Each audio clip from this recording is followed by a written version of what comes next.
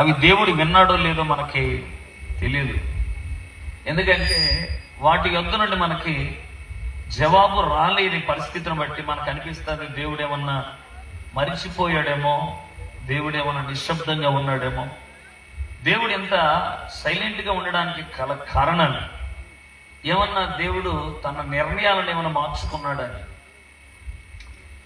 లేదు, లేఖనం ఏం చెప్తుందంటే మన విన్నపాలకి విజయాలు ఆలస్యమైన, మనం అడిగిన వాటికి దేవుని యొద్ద నుండి ఆదరణ దొరకకపోయినా ఆయన ఏమి మనకి దూరంగా లేడు.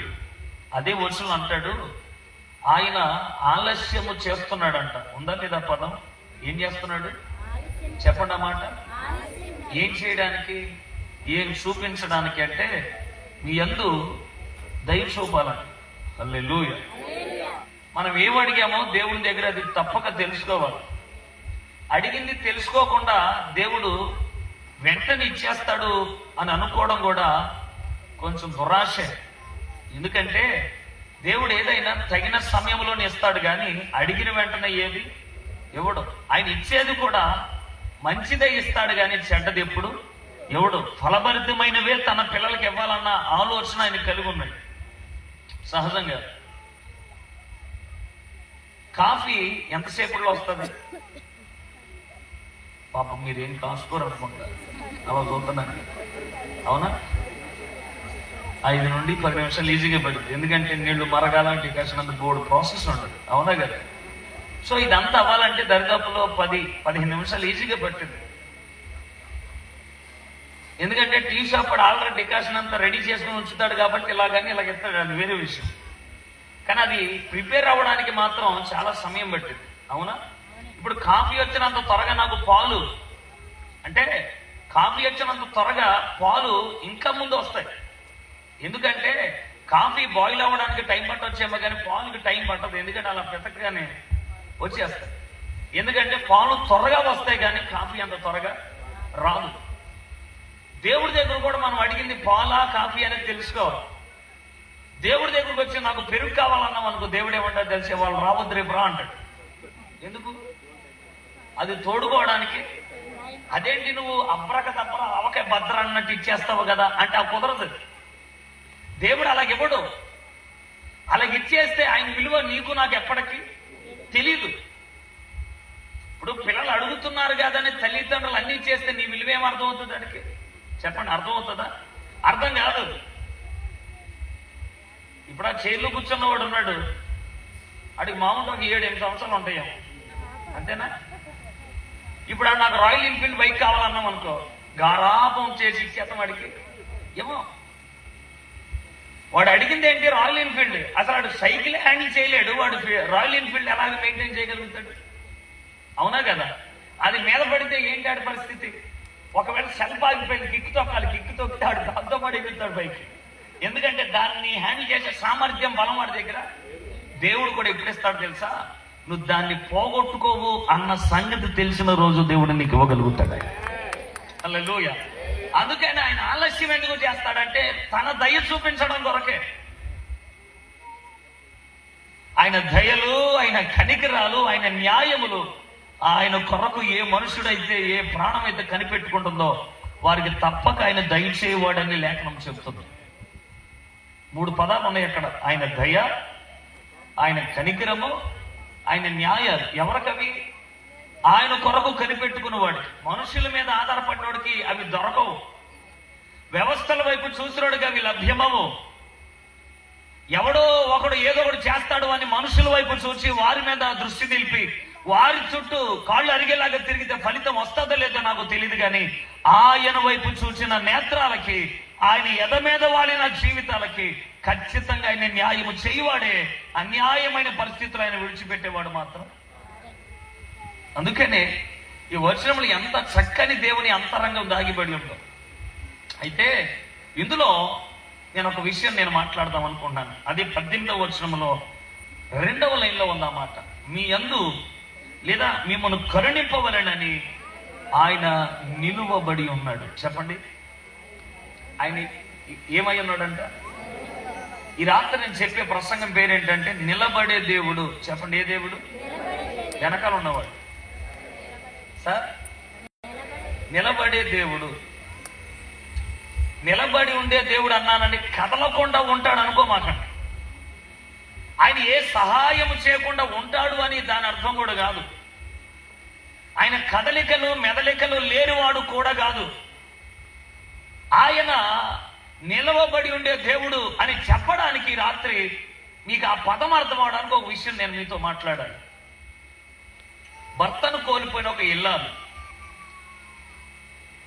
ఆమెకి 2 ఆడపిల్లలు. ఆడబిడ్డల జీవితాలని మంచిగా తీర్చిదిద్దాలన్నటువంటి సదుద్దేశంతో ఆమె చాలా ప్రయాసపడి వారికి మంచి జీవితాలు ఇవ్వాలన్న తపనతో బాగా చదివించింది. ఎంత దాకా తెలుసా? గవర్నమెంట్ జాబ్స్ వచ్చేదాకా చదివించింది. ఆ తల్లి ప్రయాసలో వారు చాలా ప్రతిఫలాలు పొందుకున్నారు. తల్లి అక్కడితో ఆగలేదు, కానీ నా పిల్లలకి మంచి వివాహాలు కూడా జరిగించాలి అని మంచి సంబంధాలు కూడా తెలిసిన వాళ్ళ ద్వారా తెలుసుకొని వివాహాలు కూడా అద్భుతంగా జరిగించింది. కట్న కానుకలు కూడా మంచిగానే సర్ది పెట్టింది. అయితే విషయం ఏమైందో చెప్పనా? ఏళ్ళ గురించి ఆలోచించి వీరి బాగోగుల గురించి పట్టించుకుంది, కానీ తాన ఆరోగ్యం గురించి మాత్రం పట్టించుకోలేకపోయింది పాపం. ఇలాంటి సాయంకాలపు వేళ వరండాలో పడిపోతే పక్కింటి వాళ్ళు చూసి వెంటనే ఆటోలు హాస్పిటల్ లాక్కెళ్ళారు. డాక్టర్ గారు అన్నాడు, ఆరోగ్యం నిర్లక్ష్యం చేసింది ఇవిడి, స్ట్రోక్ వచ్చింది. 2nd స్ట్రోక్ వచ్చేలోపు ఈ అమ్మాయికి మంచి ట్రీట్మెంట్ అందించాలి, కొంచెం మీరు డబ్బులే చూసుకోమంటే సరే సార్ అని చెప్పారు. తీసుకొస్తున్నాడు పక్కింటోళ్ళు, కానీ బంధువులు మాత్రం కాదు కదా. అదే ఊళ్ళో కొంచెం దూరం చుట్టం అయినా సరే పిలిచారు ఆయన్ని. ఆయన వచ్చాడు, వదిన అవుతుంది అంటున్నాడు. వదిన, మొగోడున్న జీవితాలు కూడా ఇలా ఉండవు, లేకపోయినా ఆడబిడ్డల జీవితాన్ని అంత తీర్చిదిద్దావు, ఎంత గొప్పదానివి. అయినా నీ ఆడపిల్లలు ఎంత గొప్పోళ్ళు, వాళ్ళకి మంచి మంచి ఉద్యోగాలు ఉన్నాయి, ఈ టైంలో నీ కొరకు ఉండరా, నీ కన్నీరు తొడవరా, నీ బిల్లుని వాళ్ళు పే చేయరా, ఎందుకు బాధపడుతున్నావు అని చాలా చక్కగా మాట్లాడాడు. సరే ఈవిడికి ధైర్యం చెప్పి ఆ ఆడపిల్లలకు ఫోన్ చేశాడు. అరే అమ్మ బాగలేదు, త్వరగా వచ్చేయండి రా, అమ్మకి ఇలా 2nd స్ట్రోక్ వచ్చేలోపు మంచి ప్రాపర్ వైద్యాన్ని మనం అందించాలంట. అంటే సరే బాబాయ్ వచ్చేస్తామన్నారు. ఆయన చాలాసార్లు చేశాడు, కానీ వస్తున్నామన్నారు, కానీ వాళ్ళు రాలేదు. చాలా టైం పట్టేసింది. నెక్స్ట్ డే కూడా అయిపోయింది వాళ్ళు. ఈలోపు ఈ పెద్ద ఆయన ఫోన్ చేసి అన్నాడు, ఏడుస్తా, అమ్మ చనిపోయిందిరా, ఇప్పుడైనా వస్తారా రారా. బాగా వినండి. అప్పుడు వచ్చారు, ఏదో చేయాల్సినవన్నీ చేసి ఉన్నారు. నేను పేపర్లో చదువుతున్నప్పుడు నా కళ్ళ నీళ్ళు నిండిపోయి గల కారణం ఏంటంటే, అక్క వెళతాదులే అని చెల్లి వెళతాదులే అని అక్క. ఇంకా కిందకి నేను చదివితే బాధేసిన మాట ఏంటో తెలుసా? ఈ టైంలో నేను ముందెళ్తే హాస్పిటల్లో ఉన్న బిల్ అంతా నేనే కట్టాలని ఆగిపోయారండి ఇద్దరు. నేను ఎందుకు మాట చెప్తానని తెలుసా? వీళ్ళెవరో సొంత కూతుర్లు, పక్కింటోడు పరాయివాడు కాదు, సొంతోళ్ళు అయినోళ్ళు, ఓ రక్తంతో పుట్టిన వాళ్ళు. వీళ్ళిద్దరు ప్రయోజకులకు అవ్వడం కొరకే కదా ఆవిడ ఎంత ప్రయాసపడింది.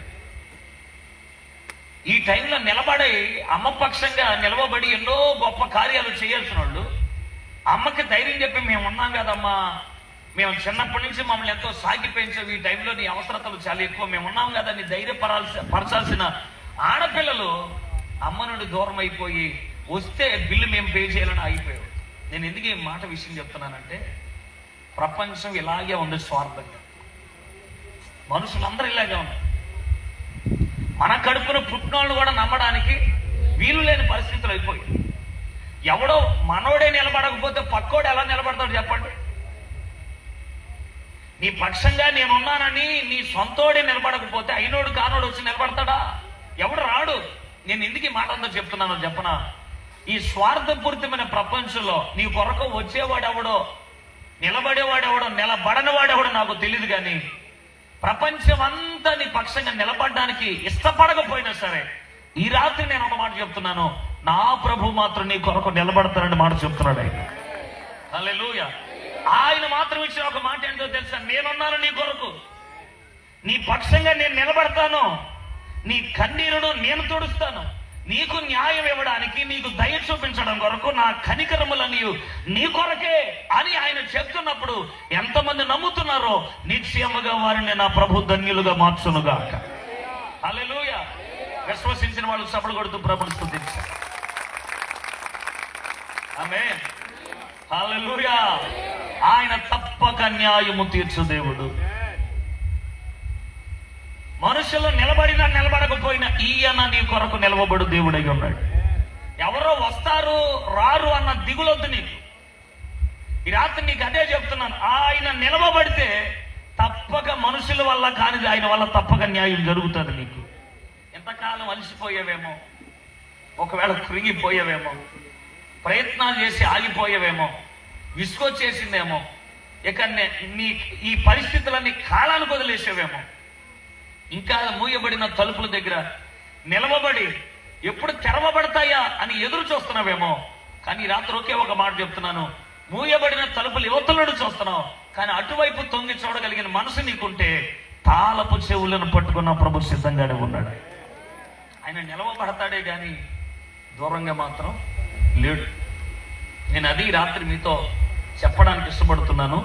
నిశ్చయముగా ఆయన ఎవరి కొరకు నిలబడ్డాడు, వారి బాధలేంటి, వారి సమస్యలేంటి, వారి ఇరుకులేంటి, వారి విషయంలో దేవుని దయలు ఎలా వారిని ఆదుకున్నాయి, ఆయన కనికరాలు వారి కన్నిటిని ఎలా తుడిచిపెట్టాయి, ఆయన న్యాయము అన్యాయాన్ని ఎలా కొట్టివేసింది, ఎలా వాళ్ళు దరిద్రులుగా ఉన్న వాళ్ళు ధన్యులుగా మార్చబడ్డారు అనే ఒక 3 విషయాలు, వీలైనంత వరకు కొన్ని విషయాలు నేను మీతో మాట్లాడతాను. కొంచెం జాగ్రత్తగా మాటలు వినడానికి ప్రయత్నం చేయండి. యోబు గ్రంథం 1వ అధ్యాయం. బైబిల్ గ్రంథాలు తెరవండి. యోబు గ్రంథము 1వ అధ్యాయం మొదటి 3 వచనాలు మనం చదువుదాం. ఊజు దేశమునందు యోబు అని ఒక మనుషుడు ఉండేను. అతడు యథార్థవర్తనుడును న్యాయవంతుడునై దేవుని యందు భయభక్తులు కలిగి చెడుతనమును విసర్జించినవాడు. 2వ వచనం, అతనికి 7 కుమారులను 3 కుమార్తెలను కలిగిరి. 1వ వచనములో దేవునితో అతనుకున్న సహవాసం, 2వ వచనంలో అతను కలిగి ఉన్న సంతానం. 3వ వచనానికి వచ్చేసరికి అతని సంపద ఎంత ఉందంట, అతనికి 7,000 గొర్రెలు, 3,000 ఒంటెలు, 500 జతల ఎడ్లు, 500 ఆడగాడిదలను కలిగి బహుమంది పనివారును అతనికి ఆస్తిగా ఉండెను. కనుక తూర్పు దిక్కు జనులందరిలో అతడే గొప్పడు. ఆలకించాడు. ఊజు దేశం యోబు అనే ఒక మనుషుడు చాలా అపారమైనటువంటి కుబేరుడు, చాలా ధనవంతుడని బైబిల్ మనకు పరిచయం చేస్తుంది. కాకపోతే దేవుడు మొదటగా మన దగ్గర ఏముందనేది నమోదు చేయడు. ఆలకిస్తున్నారు నా మాటలు. దేవుడు ఎప్పుడు నువ్వెంత సంపాదించావు, నువ్వెంత మందిని కన్నావు, లేకపోతే నువ్వెంత గొప్పోడు అన్నది కాదు. దేవుని రాజ్యానికి నీ దగ్గర నా దగ్గర కావాల్సింది ఏంటంటే మన యథార్థతలు, మన పరిశుద్ధ జీవితాలు దేవుడు కోరుకుంటాడు. ఇవి మనలో ఉన్నాయో లేదో దేవుడు పసిగడతాడు. న్యాయంగా నడుస్తున్నామా, అన్యాయంగా నడుస్తున్నామా, దేవుని ముందు యథార్థంగా ఉన్నామా, లేకపోతే దేవుని పట్ల చెడుతనాన్ని మనము అవలంబిస్తున్నామా అనేది దేవుడు పసిగడతాడు. అందుకని యోబు ఎంత ధనవంతుడు అన్నది ముందు రాయలేదు, కానీ అతడు యథార్థవంతుడు అని రాశాడు దేవుడు. స్తోత్రం కలుగునుగా. అంటే మన దగ్గర పరలోకానికి కావలసిన మొదట ఇవే, తర్వాత రూపాయి ఇంకా ఏదైనా కానీ. ఇటు చూడు, నా వైపు చూసి దేవుడు వాక్యం వినండి. ఇదంతా నేను ఎందుకు చెప్తున్నానంటే చాలా యథార్థవంతుడు, న్యాయవంతుడు, చెడుతనాన్ని విసర్జించిన వాడు, భయభక్తులు కలిగినటువంటి జీవిత విధానాలు ఉన్నవాడు. ఇతనికి 7 కుమారులు, 3 కుమార్తెలు, 7,000 గొర్రెలు, 3,000 ఒంటెలు, 500 జతల ఎద్దులు, 500 ఆడగాడిదలు, బహుమంది పనివారు కలిగి తూర్పు దిక్కు జనులందరిలో గొప్పోడు అని బైబిల్ చెప్తుంది. ఇతని సంపదను మనం ఎందుకు ఇలాగ చదవడానికి దేవుడు అనుమతించాడంటే, ఈ సంపద అంతా కట్టాలి అంటే 7,000 గొర్రెలు కట్టాలన్నా, 3,000 ఒంటెలు కట్టాలన్నా ఎన్ని ఎకరాల భూమి కావాలి చెప్పండి. 500 జతల ఎడ్లు అంటే దరిదాపులు ఎన్ని ఎద్దులు అయ్యి? 500 జతలు అంటే వెయ్యి ఎద్దులు కట్టాలంటే ఎంత స్థలం కావాలి, వాటిని మేపాలంటే ఎంత ఆహారం కావాలి. ఇవన్నీ ఒక్క పూటలోనే పోగొట్టుకున్నాడు యోబు. ఇవన్నీ 7,000 గొర్రెలు కానీ, 3,000 ఒంటెలు కానీ, 500 జతలు ఎడ్లు కానీ, 500 ఆడగాడిదలు కానీ, 7 కుమారులు కానీ, 3 కుమార్తెలు కానీ ఒక్క పూటలోనే పోగొట్టుకున్నాడు. ఇలా ఒకేసారి పోగొట్టుకోవడం మనిషికి చాలా బాధే. కాలక్రమేణా అంటే 1 నెలకో 2 నెలకో 6 నెలకో సంవత్సరానికి పాడైపోయాడంటే ఏదో ఒకటి అనుకోవచ్చు. ఒక్క పూటలోనే పోగొట్టేసుకుంటే ఇలాంటి పల్లెటూరులో ఆ వ్యక్తిని ఏమంటారో తెలుసా? ఏదో ఎవడికి అన్యాయం వీడు చేశాడు, ఆడు ఉసిరిడికి తగిలేసింది, వీడు అనుభవించాల్సిన శిక్షే. మనం తీర్పులు చెప్పి వాడిని నిర్ధారిస్తూ ఉంటాం, కానీ ఇతడు న్యాయంగానే ఉన్నాడుగా, అన్యాయస్తుడు కాదని దేవుడే స్టేట్మెంట్ ఇచ్చాడు. ఇతడు చెడు నడత నడిచిన వాడు కాదు, యెహోవా పట్ల ఇతనికి భయం ఉంది, భక్తి కూడా ఉంది. ఇలాంటి వ్యవహార శైలిలో ఉన్నవాడు ఎలా పోగొట్టుకున్నాడు అర్థం కావట్లేదా? ఒకవేళ నీ పరిస్థితులు కూడా అలాగే ఉన్నాయా? నువ్వెలాగున్నావు దేవుని దగ్గర? నేను ప్రభు నమ్ముకున్నాను, ప్రభు నందు విశ్వాసం ఉంచాను, ప్రభు మీద ఆధారపడుతున్నాను, అయినా నా జీవితంలో ఎందుకు ఈ తీరని నష్టం, ఎందుకు కోల్పోతున్నాను, ఎందుకు చేజారిపోతున్నాయి, నేను ఎందుకు ఎంటీ అవుతున్నాను అర్థం కావట్లేదు. యోబులాగా ప్రభు నమ్ముకున్న తర్వాత కొన్ని కోల్పోయిన పరిస్థితులు, అనుభవాలు గుండా నువ్వు వెళ్ళొచ్చు. ఒకవేళ నీ లైఫ్లో తీరని నష్టాలు భరిస్తూ కృంగిపోతున్న పరిస్థితులు ఉండొచ్చు యోబులాగా. యథార్థవంతులకే ఇలాంటివి జరుగుతూ ఉంటాయి. న్యాయంగా బ్రతుకుతూ ఉన్నవాడికి ఇలాంటి దుఃఖాలు ఎదురవుతూ ఉంటాయి. భయమును భక్తిని కొనసాగించి వాడి జీవితంలో అనేకమైన గాయాలు ఉంటాయి, వాడి జీవితంలో మూయబడిన తలుపులు ఉంటాయి, దుఃఖ సాగరాలు ఉంటాయి, దాటలేని అడ్డంకాలు ఉంటాయి. వాటిని ఎలా అధిగమించాలో తెలియదు. విశ్వాసులకి ఇలాంటివన్నీ సహజమే. ఎందుకు ఈ మాట చెప్తున్నాను తెలుసా? బహుశా ఒకవేళ ఈ రాత్రి ఈ స్థలానికి యోబు లాంటి పరిస్థితుల మధ్యలో నువ్వు ఈ స్థలానికి వచ్చి ఉండొచ్చు. ఒకవేళ నువ్వు విరిగిపోయిన పరిస్థితులు ఉండొచ్చు, కానీ ఒక మాట చెప్తున్నాను, విరిగిపోయిన మొక్కలను కూడా అద్భుతమైన పాత్రలుగా చేయగలిగిన వాడు నా ప్రభువే. హల్లెలూయా. అవి విరిగిపోయా కదా, పగిలిపోయా కదా అని విడిచిపెట్టేవాడు కాదు. ఆయన దేనిని బాగు చేయకుండా ఉండేవాడు కాదు. ఆ మార్క్స్ సువార్తలో అంటాడు, ఆయన సమస్తమును బాగు చేసిన వాడు, ఏది వదలడు. ఒకవేళ ఒంటి నిండా గాయాలు, హృదయానికి పట్టినటువంటి గాయం, ఇంట్లో అంతా ఖాళీ అయిపోయిన పరిస్థితి, ఎదిగిన పిల్లలు ఇంకా సరైన రీతిలో వారికి మంచి సెటిల్మెంట్లు చేయలేక, లైఫ్ ఇంకా సెటిల్ అవ్వక, ఒకవేళ ప్రభు నమ్ముకున్న తర్వాత అన్ని కోల్పోతున్న పరిస్థితులు కలిగి ఉన్నవేమో. యోబు కూడా ఇవన్నీ కోల్పోయాడు. న్యాయంగా ఉన్నప్పుడే, అన్యాయంగా ఉన్నప్పుడు పోతే ఒక బాధ, న్యాయంగా ఉన్నప్పుడే ఎలా కోల్పోయాడు అర్థం కాదు. అనిపిస్తుందా? దుస్తులే బాగున్నారు, నేను దేవుని పిల్లలమై ఉండి కూడా మేము ఇలా ఎందుకున్నామని. అన్యాయం చేసిన వాడే కొన్ని రోజులు బాగున్నట్టు అనిపిస్తాడు. పాపమునందు జీవించేవాడే వాడికి అన్ని కలిసి వస్తున్నట్టు అనిపిస్తూ ఉంటాయి. బైబిల్ పట్టుకొని దేవుని మందిరానికి వస్తుంటే ఒకవేళ నువ్వు అన్ని కోల్పోయిన పరిస్థితిలో ఉన్నావేమో. కానీ ఒక మాట చెప్తున్నాను విను, నువ్వు ప్రభు కొరకు కోల్పోయి ఉంటే ప్రభు తప్పక నిన్ను దీవిస్తాడు, పాడు చేయడు. హల్లెలూయా. మనుషుల కొరకు కోల్పోతే నేను చెప్పలేనేమో, కానీ వ్యక్తుల కొరకు, వ్యవస్థల కొరకు కోల్పోతే నీ పరిస్థితి ఏంటో నాకు తెలియదు, కానీ ప్రభు నిమిత్తము పడిన ఏ ప్రయాస వ్యర్థమో కాదు అని బైబిల్ లేఖనం చెప్తుంది.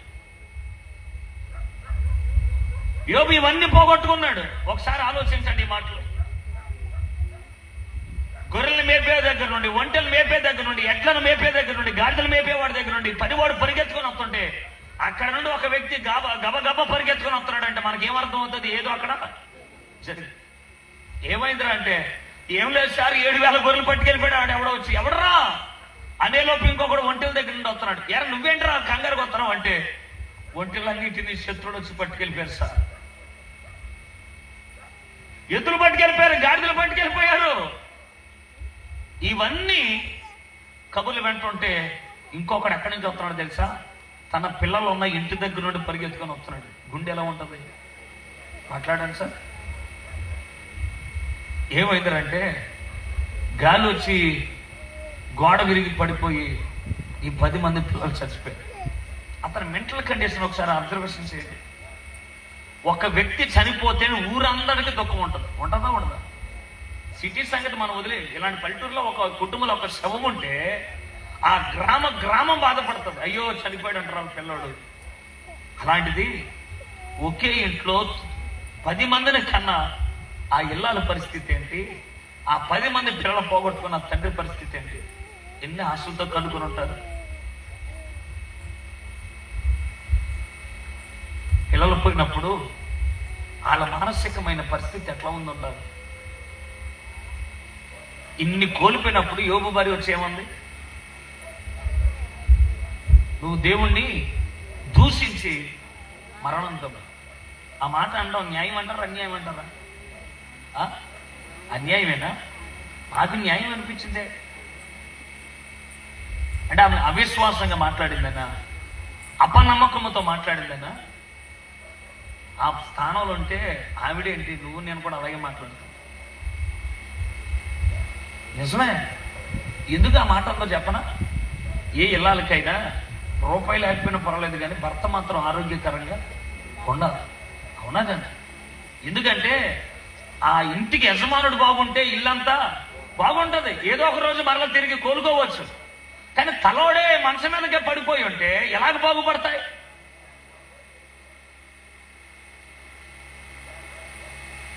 ఒకవేళ నీ పరిస్థితి కూడా అలాగే ఉండొచ్చు. ఓ తల్లి, నీ జీవితం కూడా అలాగే ఉండొచ్చు. నువ్వు నమ్ముకున్న నీ భర్త మనసు మీద అనారోగ్యంతో పడి ఉండొచ్చు. బిడ్డలేమో చేతికి అందు వస్తున్నారు, కానీ వారు భవిష్యత్తు నిర్మించలేక తలా మునకలు అవుతున్నావేమో. యోబు భార్య పరిస్థితి కూడా అదే.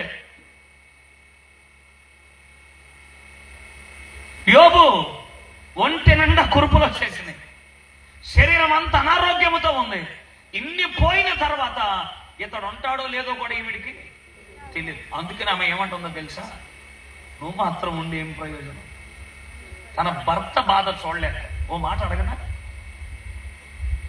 మన ఇంట్లో ఎవరికైనా ఏదైనా పెరాలసిస్ స్ట్రోక్ కానీ సమస్య ఏదైనా యాక్సిడెంట్ అయ్యి మనసు మీదకి అన్నీ అక్కడే 1-2కి వెళ్తున్నాడు అనుకో, ఆ వ్యక్తి పరిస్థితి అంతా మనం చూసి పలకరించడానికి చాలా మంది వచ్చినా ఆ మనిషికి దూరంగా మనం సాగనంపడానికి గుమ్మం దాకా వచ్చినప్పుడు మనం అన్నీ మాట్లాడేది తెలుసా?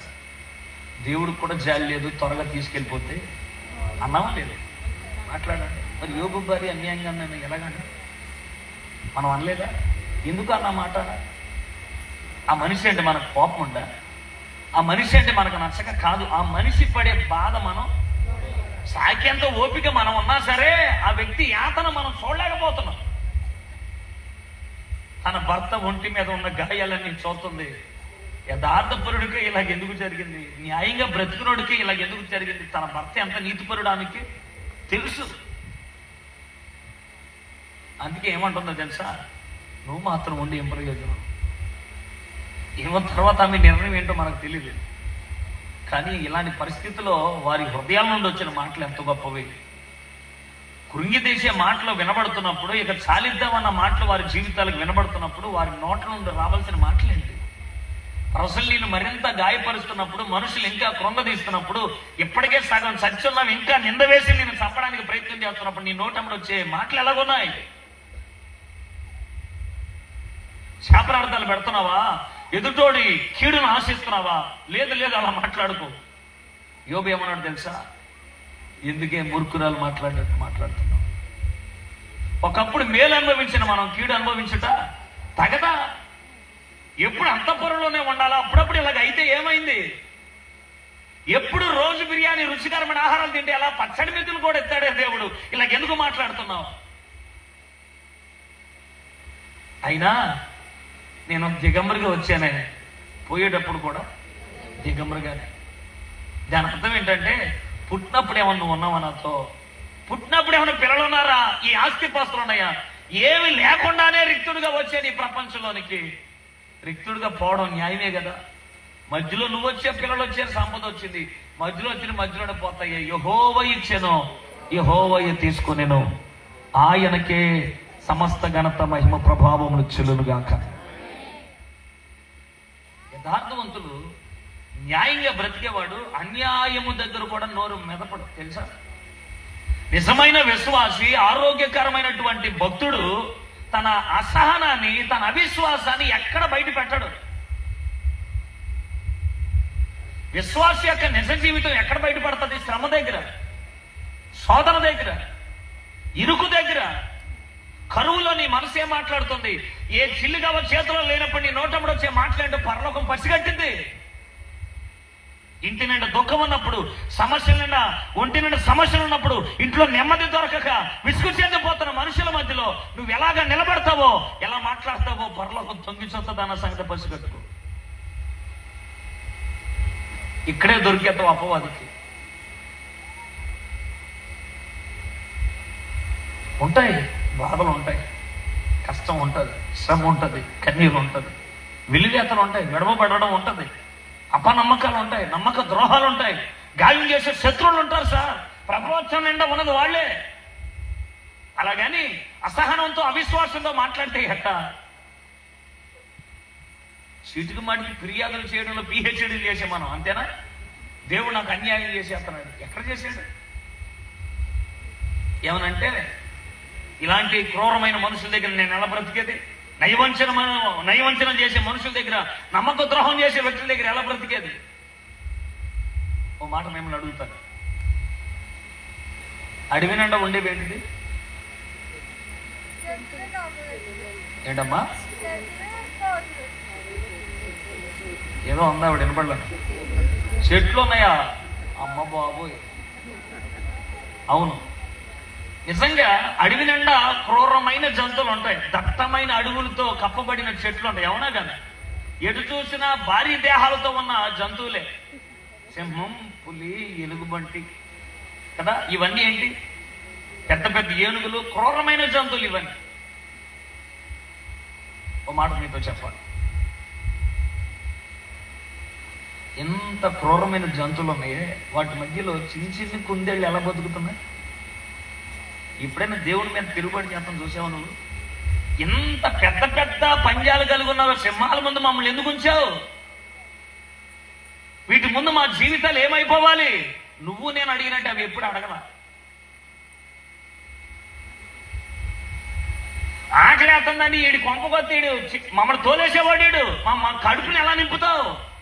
ఏ పక్షి అడగల. అందుకే కదా సృజించబడిన రోజు నుండి ఎగిరే పక్షి కానీ, ఈదే చేప కానీ, పాకే పురుగు కానీ, పరిగెత్తే జంతువులు కానీ ఏ రోజు ఆకలితో ఉన్నట్టు బైబిల్ ఎక్కడ మనకు కనపడదు. మన సృష్టిలో అంతట్లో చూస్తే ఎవరి దగ్గరికైనా చెయ్యి చాచడం చూసావా? నువ్వు నేను తప్ప. ఎవరు? అవునా కదా సార్? అవి ఎప్పుడైనా పోలీస్ స్టేషన్కి వెళ్తాం చూసావా? నువ్వు నేను తప్ప. కోర్టులు మెట్లాడతావు, నీకు నాకు అలవాటు ఏమో కానీ వాటికి ఎప్పుడు అలవాట్లేవు. అవి బ్రతికినంత దర్జాక నువ్వు నేను ఎందుకు బ్రతకలేకపోతున్నావు? వాటికున్న ధైర్యానికి చాలా హ్యాండ్షేక్ చేయాలనిపిస్తుంది మనం. కానీ మనం అప్పుడప్పుడు ఏం చేస్తాం తెలుసా? మన తలరాతలు బాగాలేదని, ఏది కలిసి రావట్లేదని ఈ పక్షుల దగ్గరికి వెళ్ళి నా రాత ఏంటి, నెత్తి మీద ఉన్న గీత ఏంటి అని అడుగుతాం మనం. అవునా కదా?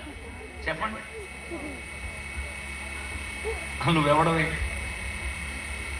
నువ్వెవరో అని తెలుసుకున్నప్పుడు ఇలాంటి దగ్గరికి వెళ్తావా? ఎవరో గోరేటి వెంకన్న జానపద తెలంగాణ గేయ రచయిత రాశాడు, ఆకాశ పక్షులకి మనకు తేడా చెప్పాడు ఆయన. ఒక అన్యుడికి అర్థమైంది, చదువు నేర్పే సారే లేడు. ఎవరికి? పక్షులకి ఎవరు లేడంట?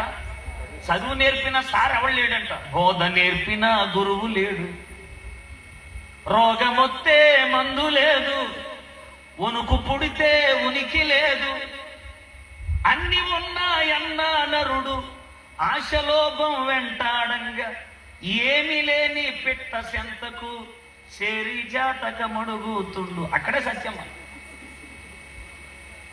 అని మనం ఎవరు? దేవుడు అన్నాడు, మీరు అనేకమైన పక్షుల కంటే శ్రేష్ఠులు. కోకిల అన్నంట పిచ్చికి దగ్గరకు వచ్చి, అంటే ఆ చెట్టు కింద ఒక ఇల్లు ఉంది, ఆ ఇంట్లో భార్య భర్తలు నెమ్మది లేకుండా బ్రతుకుతూ ఉంటుంటే కోకిలి పిచ్చికని అడిగిందంట, ఏంది వీళ్ళు పొద్దున్న లేచిన కానీ రాత్రి పడుకునేదాకా వీళ్ళకి నెమ్మది ఉండా, ఎప్పుడు కొట్టుకుంటారంటారు వీళ్ళు. ఆ భార్య భర్తలకి నెమ్మది ఉండదు, వాళ్ళిద్దరు అలాగ ఉన్నారండి, శివుడు ముక్కులు ఇద్దరు పిల్లలు, వీళ్ళేమో అలాగ ఉన్నారు. అది ఏంది కొంప, ఈ జీవితాలు ఏంటి అంటే పిచ్చిగా అంటే ఏమనే వాళ్ళ జీవితాలు అలాగుంటే మనం ఏం చేద్దాం? కాదు, మనకున్న నెమ్మది వీళ్ళకి ఎందుకు లేదు? రేపటి కూర్చున్న చింత మనకు లేదు, కానీ వీళ్ళకి ఎందుకు ఎక్కువ ఉంది? ఎందుకు ఈ కంగారు, ఎందుకు ఈ భయం? పైగా దేవుడు ఏమన్నా మనం చూపించి అన్నాడు, మీరు ఆకాశ పక్షుల కంటే శ్రేష్ఠులు అన్నాడు. ఈ శ్రేష్ఠులు మనకన్నా గొప్పగా బతకాల్సిన వాళ్ళు, వీళ్ళకన్నా మనం ఎందుకు గొప్పగా బతుకుతున్నామంటే పిచ్చికెళ్ళగందంట. పరలోకమందున్న తండ్రి మనకున్నట్టు వీళ్ళకి లేడేమన్నంట. సిగ్గు అక్కడే ఉండాలి. ఎవరికున్నట్టు? మనకి ఎవరున్నారు? పరలోకపు తండ్రి ఉన్నాడు, వీళ్ళకి లేడేమో. నీకు లేడా చెప్పు. మరి ఉంటే అలాగెందుకు ఏడుతావు? ఉంటే అలాగెందుకు బాధపడతావు? ఉంటే అలాగెందుకు చేతులు పైకి ఎత్తేస్తావు? ఇక నేను బతకలేను. నువ్వు నేనే నువ్వో గొయ్యో చూసుకొని అవి ఎప్పుడు చూసుకోవాలి.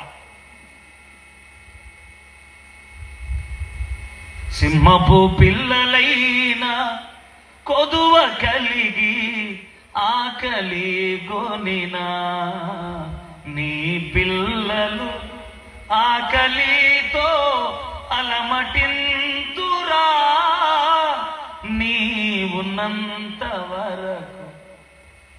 అడవికి రాజైనా సింహపు పిల్లలైన ఆకలితో అలమటిస్తాయేమో గాని ఆయనను ఆశ్రయించిన పిల్లలకి ఈ రోజు ఆయన పస్తు పెట్టడు. తన మహేదైశ్వర్యంలో తన ప్రతి అవసరతను తీర్చు దేవుడు ఆయన. హల్లెలూయా. విశ్వసిస్తున్నావా? రానివు సార్, శ్రమ రాని, బాధ రాని, కంగారు ఎందుకు? ఇరుకొత్తే ఏమైంది? బాధతో ఏమైంది? కన్నీరొత్తే ఏమైంది? వదిలేస్తే ఏమైంది? ఒంటరి అయితే ఏంటి బాధ? ఏంటి నీకు? పగిలిపోయాను సార్, విరిగిపోయాను సార్, నలిగిపోయాను సార్ అంటే అయిపో. ఎవడొద్దన్నాడు? కంగారు పడితే అట్ట పగిలిపోయిన వాటికి ఫలాలు ఎక్కువ ఇవ్వగలుగుతాడు ఆయన. నలిగిపోయిన వాటిలో నుండి నాణ్యత బయటికి తీసుకురాగలుగుతాడు. కాలిపోయిన జీవితాలన్నిటికీ ఖరీదు కట్టి అన్ననంత ఎత్తులో ఉంచుతాడు. తెల్ల మేఘాల వల్ల ఉపయోగం ఉండదు. ఏ మేఘం వల్ల ఉపయోగం ఉంటుంది నీకు నాకు చెప్పండి సార్. మేకప్ వేసుకున్న తెల్ల మేఘాలకు ఏమి ఉండదు, ఉట్టిపడేది ఏముండదు వాటి వల్ల. అవి నేచర్గా అందంగా ఉంటాయి అంతే. కానీ నల్ల మేఘాలు ఎంత అందవిహారంగా ఉన్నా సరే అవి మోసుకొచ్చే మోపైన వాన మరి ఎవడు మోసుకున్నాడు? హల్లెలూయా. దెబ్బకి కరువు అంత ఎగిరిపోద్ది అది ఒకటి వస్తే. అవునా కదా? కానివ్వండి సార్, పగిలిపోయిన నేలల్లో నుండి ఫలభరితమైన పంట ఇవ్వగలుగుతాడు ఆయన. మొక్కజొన్న పొత్తు చూడు, కాల్చిరోడి దగ్గర, ఈ పెంచిరోడి దగ్గర 5 రూపాయలే, కాల్చిరోడి దగ్గర ఎంత? ఏ సార్ ఏం చేశాడని 15 రూపాయలు ఎగస్ట్రా చేశాడు వీడు. మిమ్మల్ని అడుగుతున్నా, ఏం చేశాడన్నాడు 15 రూపాయలు ఎగస్ట్రా? విత్తనం వేశాడా, ఎరువు వేశాడా, దాన్ని కాపలా కాశాడా? ఒక 4 నెలలన్నా అక్కడ దాని దగ్గర ఉన్నాడా? లేడుగా. ఏదో చేతిలో డబ్బు ఉందని కొనుక్కొచ్చేసి 5 రూపాయలు ఎట్టి మనకేమో 20 రూపాయలు 15 రూపాయలు ఎక్కడంటే కాల్చాను సార్ అంటే.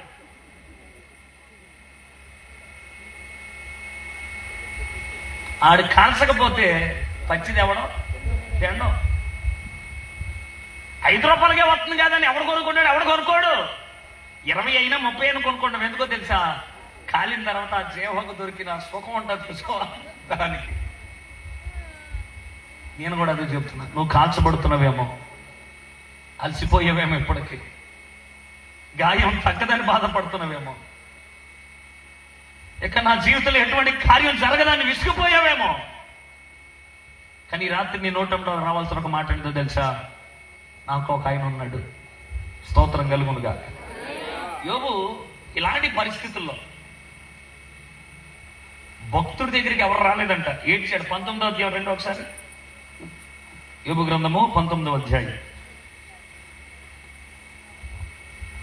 14. యోబు గ్రంథం 19వ అధ్యాయం. నా బంధువులు రావట్లేదంట, ప్రాణ స్నేహితులు రావట్లేదంట, నా ఇంటి దాసాదాసజనులు నన్ను అన్యునిగా ఎంచారు. వారి దృష్టి ఎలాగున్నాడంటే యోబు పరదేశిగా. 16 వచనం అంటాడు, నేను నా పనివాడిని పిలవగా వాడు పలకట్లేదు, వాడిని బతిమలాడుకోవాల్సి వచ్చిందంట. 17 వచనం అంటాడు, నా ఊపిరి నా భార్యకు అసహ్యం, నా కుమారులకు నా వాసన అసహ్యం. చిన్న పిల్లలు కూడా ఏం చేశారండి? యోబును తృణీకరించారు. బాలురు కూడా యోబు లేచినప్పుడు దోషాలు పలికారు. 19వ వచనంలో, నా ప్రాణ స్నేహితులందరికీ అసహ్యుడును, నేను ప్రేమించిన వారు నా మీద తిరగబడ్డారు. 11వ వచనం, ఆయన నా సోదర జనము, నా నెలవరులు నాకు కేవలం అని. సొంతోళ్ళు దూరం అయ్యారు యోబుకి. వింటున్నావా? ప్రభు నమ్ముకున్న తర్వాత నీ ఇంటికి ఎవరు రావట్లేదని బాధపడకు. ప్రభుని నమ్ముకున్నందుకు నీ కులము నుండి నీకు వెలివేత ఏర్పడిందని కంగారు పడకు. సమాజం అలాగే వెలివేతనే ఉంటుంది. దానికి ఉన్న సహజ గుణమే ఎలాంటిది. సమాజానికి కులము కావాలి కానీ మనుషుడు అవసరం లేదు. సమాజానికి మతం కావాలి కానీ మనిషితో సంబంధం లేదు. మత మౌఢ్యం తలకెక్కినప్పుడు మమతానురాగాలు మర్చిపోతుంది మతం. కులం కూడా అంతే. కులం అనే కంపులో మతం అనే ముచ్చు మునకతనములో ఏం చేస్తారో తెలిసి, వీడు మనిషి, వీడిని గాయం చేయకూడదు, వీడి రక్తానికి మనం అపరాధులుగా ఎంచబడకూడదన్న భయం ఉండదు. వాడికి కులమే కావాలా, వాడికి మతమే కావాలా. కులం అనే ఉచ్చులో, మతం అనే ముచ్చులో పడిపోతే చాలా జాగ్రత్త సార్. అసలు కులం ఎందుకుంది, మతం ఎందుకుంది మనిషిలో? మనిషి దానికే పెద్ద పెట్టేసాడు. ప్రపంచంలో లేని కులం ఎక్కడుంది? మన దేశంలోనే.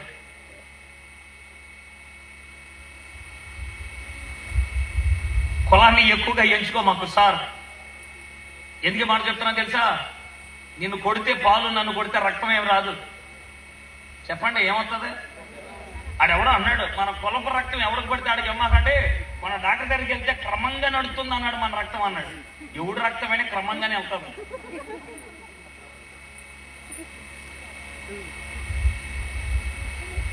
క్రమంగా వెళ్తేను నువ్వు క్రమంగా ఉంటావు. అడ్డదిడ్డంగా వెళ్తే నువ్వు మంచం ఎక్కాలి. మరి దీనికి కులం ఎందుకు, దానికి రక్తానికి? జాగ్రత్త సార్, జాగ్రత్త. కులం వెలివేసిందని, మతం నేను విడిచిపెట్టిందని బాధపడమాకు. నా ప్రభు చేరదీయడానికి ప్రభు సిద్ధంగా ఉన్నాడు. స్తోత్రం కలుగునుగా. ఎవరు రావట్లేదు యోబు దగ్గరికి. నీతిమంతుడి దగ్గరికే రానప్పుడు, యథార్థంగా బ్రతికే వాడిని పలకరించడానికి లోకం అంగీకరించినప్పుడు మరి ఎవడొస్తాడు ఇతను కొరకు? నేను ముందు చెప్పాను, ఏ దేవుడు అన్నాను ఆయన? చెప్పండి ఆ మాట కొంచెం బిగ్గరగా. నిలవబడే దేవుడు. సమాజం నిలబడకపోయినా, వ్యక్తులు వచ్చి రాకపోయినా, వ్యవస్థలు నిలబడకపోయినా ఎవరు నిలబడతాడని చెప్పాను? ప్రభు తప్పగా నిలబడతాడు. యోబు అంటున్నాడు, నా దగ్గర ఎవరు రావాలా? రాడు. నీతిగా బతకడం సమాజానికి నచ్చదు. న్యాయంగా బ్రతికితే లోకం నిన్ను ప్రేమించదు. ఆడికిలాగా 2-3 సొక్కలు ఎత్తే ఉంటుంటే ఆడితో పాటు సాయంత్రం సిట్టింగ్ ఎత్తే నిన్ను మంచోడని పోగొడతాడు. అవునా కాదు సార్? ఖచ్చితం అది.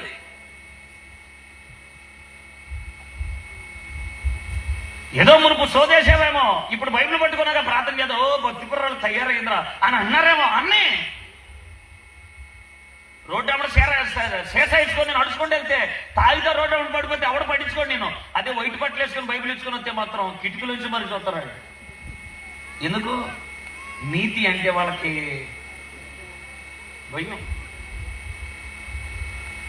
వాళ్ళకి అది అలవాటు. మూర్ఖులకు ఈ తరానికి నువ్వు వేరవుతుంటే వాళ్ళకి అది నచ్చట్లేదు. యోబు కూడా యథార్థంగా ఉంటుంటే లోకం అంతా కూడా పోసింది. వీడు ఒక భక్తిహీనుడు, అందుకే నీళ్ళు ఎలాగుందని అన్నిచ్చాడు. ఇంకెప్పుడు మాట్లాడికే అని తన భార్య నోరు మూసేస్తే ఇంకెన్నడూ నోరు తెరవలేదు అమ్మాయి కూడా. నేను ఒక మాట చెప్తున్నాను, అదేంటో చెప్పనా? వీళ్ళు రాలేదు నాకు, వాళ్ళు రాలేదని ఏడ్చాడే, కానీ 25వ వచనం ఎలాగన్నాడు. ఆ మాట బిగ్గరగా చదవండి అందరు కలిసి. అయితే నా విమోచకుడు సజీవుడనియు, తరువాత ఆయన భూమి మీద నిలుచుననియు నేను ఎరుగుదును అన్నాడు. చప్పలు కొడుతూ ప్రభుని స్తుతించాడు. అంటే వీళ్ళు రాలేదు, నా ప్రాణ స్నేహితులు రాలేదు, బంధువులు రాలేదు, నా సొంత వాళ్ళు రాలేదు, వాళ్ళు పట్టించుకోలేదు, వీళ్ళు పట్టించుకోలేదు అని చెప్పాడే. వీళ్ళు ఎవరు రాకపోయినా ఇంకా నీకు ధైర్యం ఏంటి? ఎందుకు బతుకుతున్నావు? ఎలా నిలబడతామని చూస్తున్నావు అంటే, నేను నిలబడలేనేమో కానీ నా కొరకు నిలవబడేవాడు ఒక ఆయన ఉన్నాడు. స్తోత్రం కలుగునుగా. అదే చెప్తున్నాడు, నాకు ఒక విమోచకుడు ఉన్నాడు. ఆయన సజీవుడైన దేవుడైన. ఈ చర్మము చీకిపోయినను, నా మాంసం ముద్దలు ముద్దలుగా రాయిపోయినను, ఈ కన్నులతో నేను ఆయన చూడడానికి సిద్ధంగా ఉన్నాను అన్నాడు. స్తోత్రం కలుగునుగా. విశ్వాసం కలిగి ఉన్న నేత్రాలు లేని దానిని కూడా ఖచ్చితంగా చూసేలాగా దేవుని శక్తి దానికి రుజువుగా నిలబడగలుగుతాడు. నా కొరకు ఆయన నిలబడతాడు అన్నాడు. ఇది నీ నోట రావాల్సిన మాట. ఇది భార్య భర్త నోట రావాల్సిన మాట. నా కొరకు ఆయన నిలబడతాడు. ఆయన సజీవుడైన దేవుడు. కాదురా, నీ శరీరం అయిపోయిన పర్వాలా, శరీరం చీగిపోయిన పర్వాలా,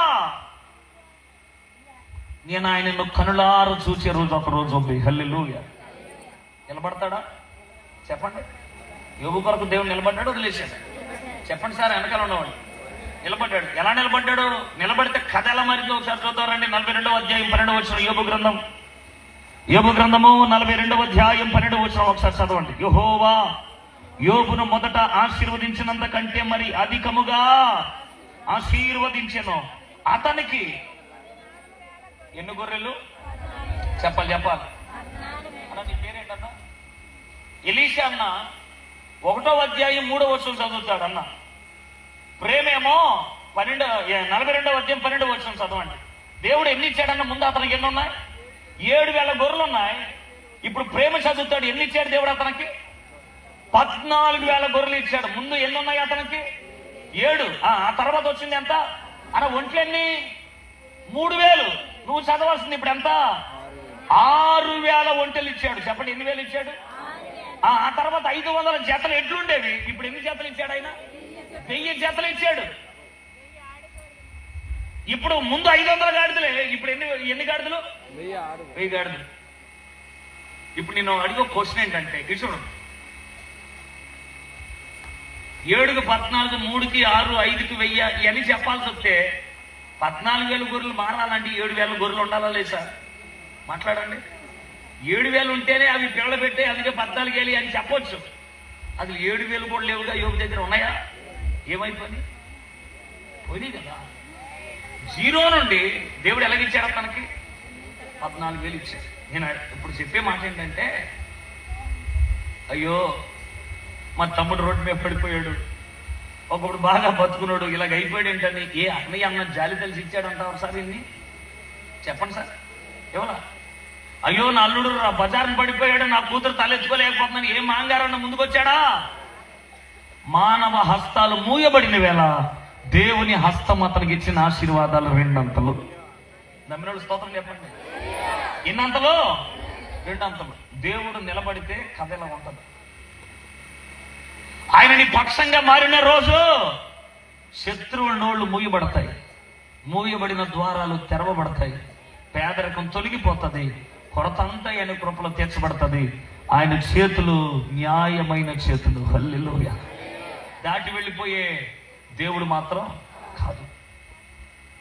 అందుకే చెప్తున్నాడు, నేను దయగలవాడను, కృపగలవాడను, న్యాయము చేయువాడను, ఆయన నిమిత్తం కనిపెట్టుకున్న వారు ధన్యులే. యోబు ఎంత పోగొట్టుకున్నా ఎంత ఇచ్చాడు దేవుడు చెప్పన్న 2 అంతలు. హల్లెలూయా. ఇప్పుడు ఇంకో విషయం చెప్పి 2వ విషయం దగ్గరికి వెళ్తాం. మరి 7కి 14, 3కి 6 వచ్చినాయి కదా. పిల్లలు ఎంతమంది చెప్పండి? 10 మంది. అవునా? మళ్ళీ దేవుడు ఎంతమందిని ఇచ్చాడు? 10 మందిని ఇచ్చాడు. చెప్పండి ఎంతమందిని? 10 మందిని కన్నాలంటే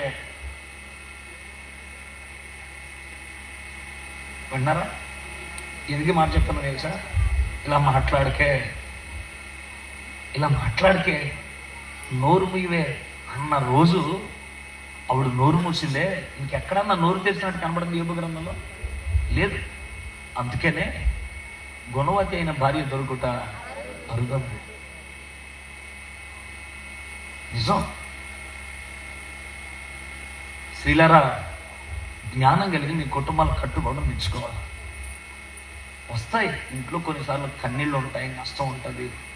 ఒక రోజు రావచ్చు రూపాయి, కొన్ని రోజులు కొన్నిసార్లు లేకపోవచ్చు. అయినంత మాత్రాన భర్త అసమర్థుడని, మన ఇంట్లో ఇలాగే తగిలెడతాయని వ్యర్థమైన మాటలు నీ నోటంలో మాట్లాడితే ఎలా? ఇల్లాలు ఎప్పుడు అలాగా అపశకునంతో మాట్లాడకూడదు.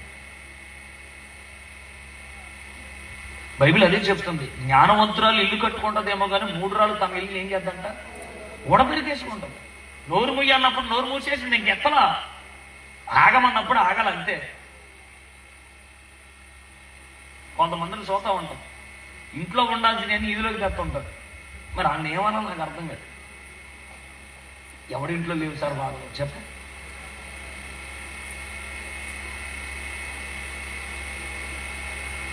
తెలుగు తక్కువ ఆడదే తాను యజమానురాలై తన భర్తను బానిసం చేసుకుంటాడు. నేను అన్నమాట గుర్తుపెట్టు. తెలివిలేని ఆడపిల్ల తాను యజమానురాలై తన భర్తను ఏం చేసింది? బానిసం చేత. తెలివైన జ్ఞానం కలిగిన ఆడపిల్ల తన భర్తను రాజును చేసి తాను రాణి అయి కూర్చుంటది ఇంట్లో. ఏది బెటర్ ఒకసారి ఆలోచించు. నువ్వు యజమానురాలై నీ భర్తని బానిసగా చేసుకుంటే ప్రయోజనం ఏముండదు. జ్ఞానం కలిగిన ఆడపిల్ల ఏం చేయాలి తెలుసా? తన భర్తను రాజును చేయాలి ఫస్ట్. అప్పుడు నువ్వేమవుతావు? రాణి అవుతావు. అది జ్ఞానవంతుల యొక్క లక్షణాలు. యోబు మాట్లాడొద్దు అంటే సరేనయ్యా నేనేం మాట్లాడినా అన్నది. అందుకనే రెండంతల ఆశీర్వాదాలు మరలా తిరిగి ఆమె హస్తాన్ని దేవుడు ఇచ్చేలాగా చేశాడు. స్తోత్రం. పోగొట్టుకున్న గర్భంలో నుండి మరలా దేవుడు 10 మంది పిల్లల్ని ఇచ్చాడు. వదలడు. శ్రమ దగ్గర నోరు మూసుకొని నోరు మాట్లాడకుండా నీతికి నిలబడి సత్యానికి నిలబడి ఉంటే దేవుడు తప్పగా జ్ఞాపకం చేసుకుంటాడు. వదలడు. పడ్డ చోటే నిలబడి చూడాలి. మనుషుల వైపు చూడక ఇప్పుడు వాళ్ళంతే. వాళ్ళ వైపు చూసే సగం చెప్తాను. భార్య భర్తలు అంటే ఇప్పుడు కాదు, పూర్వం గాడిద మీద వెళ్తున్నారంట. దేని మీద చెప్పండి? గాడిద మీద ఎక్కి వెళ్తా ఉంటుండే ఎవడో అన్నాడంట, దున్నపోతులాగా ఉన్నారు, అదేమి ఎంతే ఉంది, అది ఇరిగిపోద్దా చచ్చిపోద్దా, బుద్ధి లేదా అని తిడితే, సరేలే నువ్వు అన్నం ఉంటుంది నేను దిగుతానని దిగాడు. వీళ్ళిద్దరు ఎక్కితే అలా ఎవడో అన్నాడు. ఈ లావుడిని దాన్ని ఎక్కించి నడుతూ ఉంటాడు. నువ్వు కూడా అన్నాడంట ఎదరికెళ్ళాక, పెత్తమంతా ఇవిడిదేని అనుకుంటా పైకి ఎక్కింది అన్నాడు. ఏమంటే నన్ను అందరూ ఇలాగ అనుకుంటున్నారండి, నేనే నడుచొస్తానండి మీరే ఎక్కమని. ఈయన ఎత్త ఎదరికెళ్ళేసరికి ఒకడు అన్నాడంట, వీడికి అసలు బుద్ధి లేదు అనుకుంటా ఆడదాన్ని నడిపిస్తున్నాడు సన్నాసేదం. ఇక వీళ్ళు అనుకున్నారు ఇలా కాదు, అసలు ఎవడం ఎక్కొద్దు, అది అలా నడుచుకొని వెళ్తే దాన్ని వెళ్తాం మనం వెళ్తామని. ఈ లోప ఎదరికెళ్ళాక అన్నాడు అంటే ఈ మాత్రం దానికి గాడి ఎందుకు వెళ్ళగన్నాడు అంటే లోకం నువ్వు ఎలా ట్రావెల్ చేసినా అంటానే ఉంటుంది. అర్థమైందని చెప్పింది. నువ్వు ఎలాగైనా వెళ్ళు, వాళ్ళకి నచ్చినట్టు చేద్దాం అంటే నువ్వు బ్లేమ్ అవ్వాలి ఫస్ట్. నువ్వేంటో నీకు అర్థమైన రోజు చక్కగా బ్రతకడం దేవుడు నీకు నేర్పగలుగుతుంది. మనుషుల వైపు చూడు. చాలా మంది జీవితాలు ఎలాగే తగిలాడుతున్నాయి. కుటుంబాల్లో చాలా దైవికమైన భయాలు ఉండాలన్నదని నేను ప్రేమతో చెప్తా ఉన్నాను. ఎందుకు మాట చెప్తున్నాను తెలుసా? ఉన్నవాళ్ళు చూసి ఆడవకు, లేని దాన్ని బట్టి కురిగిపోకు. దేవుడు నీకు కూడా ఒక మంచి రోజు చెప్తాడు. ఒక్కడు ఆమె అంటున్నాడు, ఏడితే పడే ఆమె పడి ఎడితే నేను అలా చూస్తున్నారు. దేవుడు నీకు కూడా ఒక మంచి రోజు చెప్తాడు అన్నప్పుడు ఏమనాలా? మరి ఆమె అన్నకి ఏమవుతుంది? నీకు ఇస్తాడు సార్, ఎందుకు వదిలేస్తాడు చెప్పు? ఆయన నమ్ముకున్న పిల్లలు ఎప్పుడు వదిలేశాడు ఆయన చెప్పు? ఉన్నాయి, ఆడికి కలిగినంత ఆశీర్వదించాడు. నేను అందుకే మా సంఘానికి చెప్తాను, ఒకవేళ నువ్వు పూరుగొడుసులో ఉండి నీకు ఒక ఇంటికి ఒక ఆహ్వాన పత్రిక వచ్చింది, మేము ఇల్లు కట్టుకున్నాం, ఇల్లు ఓపెనింగ్ రమ్మని, నువ్వు ఉన్న ఇల్లును వదిలి నీ ఉన్న స్థితిలో మంచి చీర కట్టుకున్నా ఇంటికి వెళ్ళి, కానీ అక్కడికి వెళ్తే డూప్లెక్స్ ఉండొచ్చు. అక్కడ ఏ మాత్రం మనసులో బాధ పెట్టుకోకుండా, కళ్ళ నీళ్లు తెచ్చుకోకుండా అదే స్థలంలో నిలబడి మోకరించేలా ప్రార్థన చేయి. ప్రభా, ఇతనికి ఇచ్చినందుకు నీకు వందనాలు, ఈ కుటుంబాన్ని క్షేమంగా నింపు, ఈ కుటుంబాన్ని ఆశీర్వదించని చెప్పేసి వస్తే నీ ఇంటికి అడిగెట్టే లోపే దేవుడు తన మనసు మార్చుకొని నీకు కూడా మంచి కార్యాలు చేయడం ప్రారంభిస్తాడు. హల్లెలూయా. ఎవడికో ఉన్నదా నువ్వేడితే ఎట్లా? ఈ రోజులు అందరూ చేసే పని అదే. ఆడేదో కలిగి ఉంటే ఏడోకో ఎక్కడో నర్సరావుపేట అనుకుంటా, నేను ఇల్లు ఓపెనింగ్కి వెళ్ళాను. అక్కడికి ఇల్లు ఓపెనింగ్కి వెళ్తే ఆయన ఎంఆర్ఓ మంచి ఇల్లు కట్టాడు, మంచి బిల్డింగ్ వేసాడు. ఇల్లు ఓపెనింగ్ అంతా అయిపోయింది. మేము భోజనం చేస్తాం, లోపలికి తీసుకెళ్ళి ఆ గోడ పక్కన అక్కడ చాలా మంది ఆడవాళ్ళు ఉన్నారు. నేను అన్ని చూస్తాను, అబ్జర్వేషన్ చేస్తాను ఉంటుంది. ఒక ఆవిడ అంటుంది, మళ్ళీ కట్టాడే ఇల్లే సుబ్బారావా అంటే, ఊరికే కట్టాడేంటి, 2 కొంపలు పూర్తి చేసాడే అక్కడ దేవుడి అంటే. ఆవిడేమో అవతరాడు బాగానే మాట్లాడింది, బాగా కట్టాడే, చాలా మంచిగా కట్టాడే అంటే, ఈవిడేమో 2 కొంపలు పూర్తి చేసాడో. మరి 2 కొంపలు పూర్తి చేశాడని నీకు అర్థమైనప్పుడు ఎందుకు వచ్చావు అక్కడికి? అంతం ఎందుకు, శడతం ఎందుకు? మన మాటలు ఎలా ఉండాలో తెలుసా? ఉప్పు వేస్తే ఎంత రుచిగా ఉంటుందో కూర, నీ నోటంలో వచ్చే మాటలు అంత రుచిగా ఉండాలి. బైబిల్ అదే చెప్పింది, కృపాసహితంగా ఉండాలంట మన నోటంలో వచ్చే మాటలు. ఎదుటోడిని దీవించేలాగా ఉండాలి, ఎదుటి వ్యక్తిని ఆశీర్వదించేలాగా ఉండాలా. భలే మాట్లాడతావే, నువ్వు మాట్లాడితే కొంచెం ధైర్యం అనిపిస్తుంది అన్నలాగా ఉండాలి. కానీ అమ్మో దీని నోట్లో ఎట్టకూడదు అన్నట్టుంటే ఎట్లా?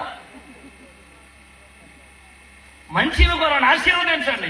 నేను అదే చెప్తున్నాను, యోబు తన బాధలు వచ్చినోడు ఎంత అన్నా సరే తిరిగి మాట్లాడలేదు. అందుకనే దేవుడు అతన్ని రెండంతలుగా ఆశీర్వదించడం ప్రారంభించాడు. స్తోత్రం కలుగునుగా. వీళ్ళ కొరకే నిలబడతాడు. యోబు కొరకు దేవుడు నిలబడ్డాడా లేదా? నిలబడ్డాడు. హల్లెలూయా. రెండో విషయం దగ్గరకు వచ్చేద్దాం రండి. ఇంకెవరి కొరకు నిలబడ్డాడు ఆయన? లూకాసు సువార్త బైబిల్ గ్రంథంలో తెరవండి. 18వ అధ్యాయం 35వ వచనం. డి మేజర్ పట్టుకో బ్రో. లూకాసు సువార్త 18వ అధ్యాయం 35వ వచనం. ఆయన ఎరుకో పట్టణమునకు సమీపించినప్పుడు ఒక గుడ్డివాడు త్రోవ పక్కన కూర్చుండి భిక్షం అడుగుకొనుచుండెను.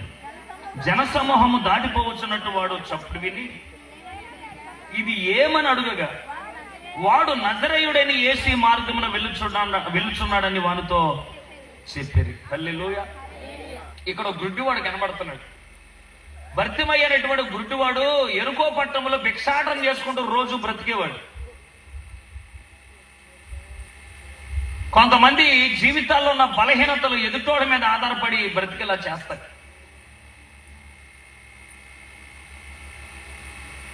వీడు అడుక్కుంటున్నాడంటే, వీడు భిక్షాటన చేసుకుంటున్నాడంటే వీడికి గుడ్డితనం, కళ్ళు కనబడట్ల.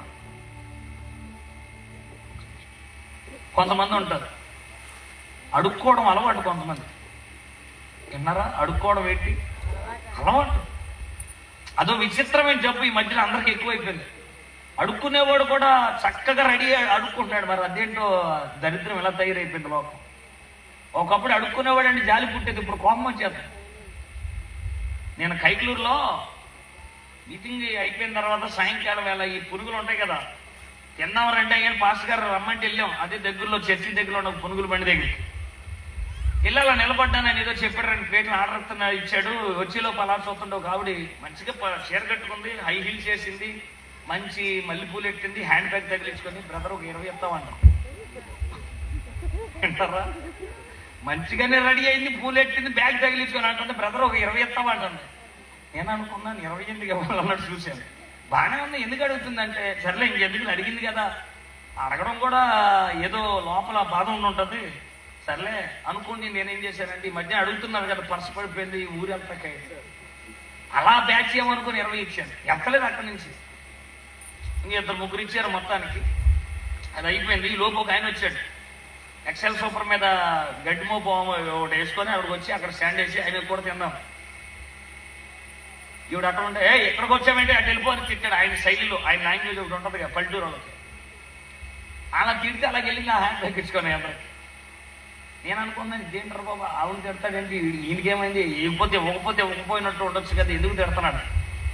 నేను కామన్గా అడిగాను, ఏంటి సార్ ఆవిడ కదా అంటే ఆయన అన్న లాంగ్వేజ్ వేరు, నేను మామూలుగా చెప్తున్నాను.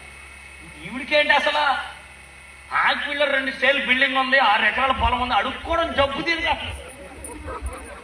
చేసినారా ఏంటంట. ఇంకేం చేద్దాం? కొంతమంది అంతే. నేను ఒక మాట చెప్తున్నాను, ఉంటేనే తిను, లేకపోతే ఎవడ ముందు తక్కువ. ఎప్పుడు తక్కువ? ఉంటేనే తిను, లేకపోతే ఎదుటోడు ముందు చేయించాల్సిన. బలహీనుడు అయితే నేనేం నిన్న అంత ప్రెజర్ పెట్టను. కానీ ఈ గుడ్డివాడు తనకి కళ్ళు కనబడవు కాబట్టి ఒకడి మీద ఆధారపడి బతకడు.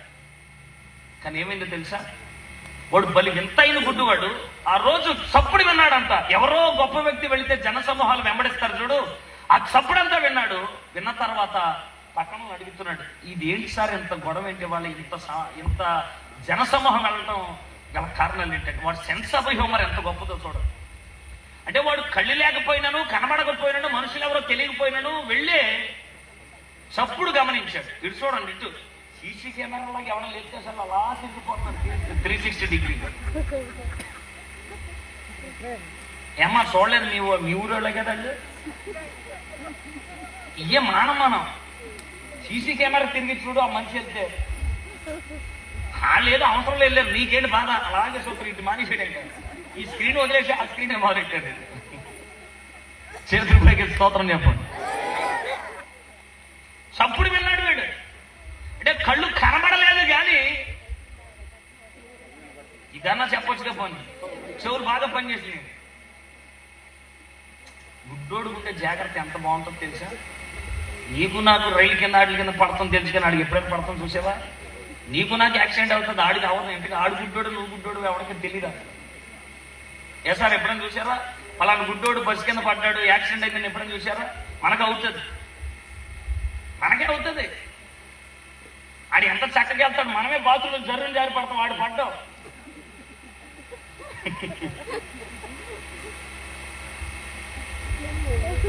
ఒక్కొక్కసారి అనిపిస్తుంది బలహీనుడే బలవంతుడే అనిపిస్తుంటది. ఆడుకుంటే తెలివి మనకు ఉండదు సార్. నిజంగా ఈడు కూడా ఏం చేశాడు తెలుసు? ఆ రోజు ఎవరో వెళుతున్నారు, పక్కన అడిగాడు ఎవడెళ్తున్నాడు ఇవాళ, ఇంత గొప్ప జన సమూహం వెళ్తున్నారంటే ఒక ఆయన ఇలా చెప్పాడు, నజరేయుడని యేసు దారి గుండా వెళుతున్నాడు.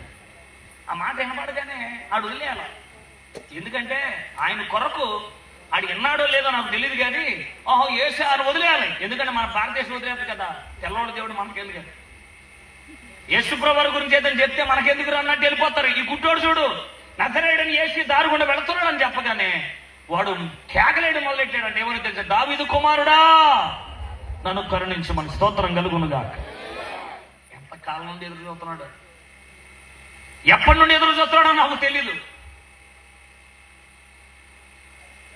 యేసు ఒక వర్గానికో ఒక జాతికో చెందినోడు కాదు.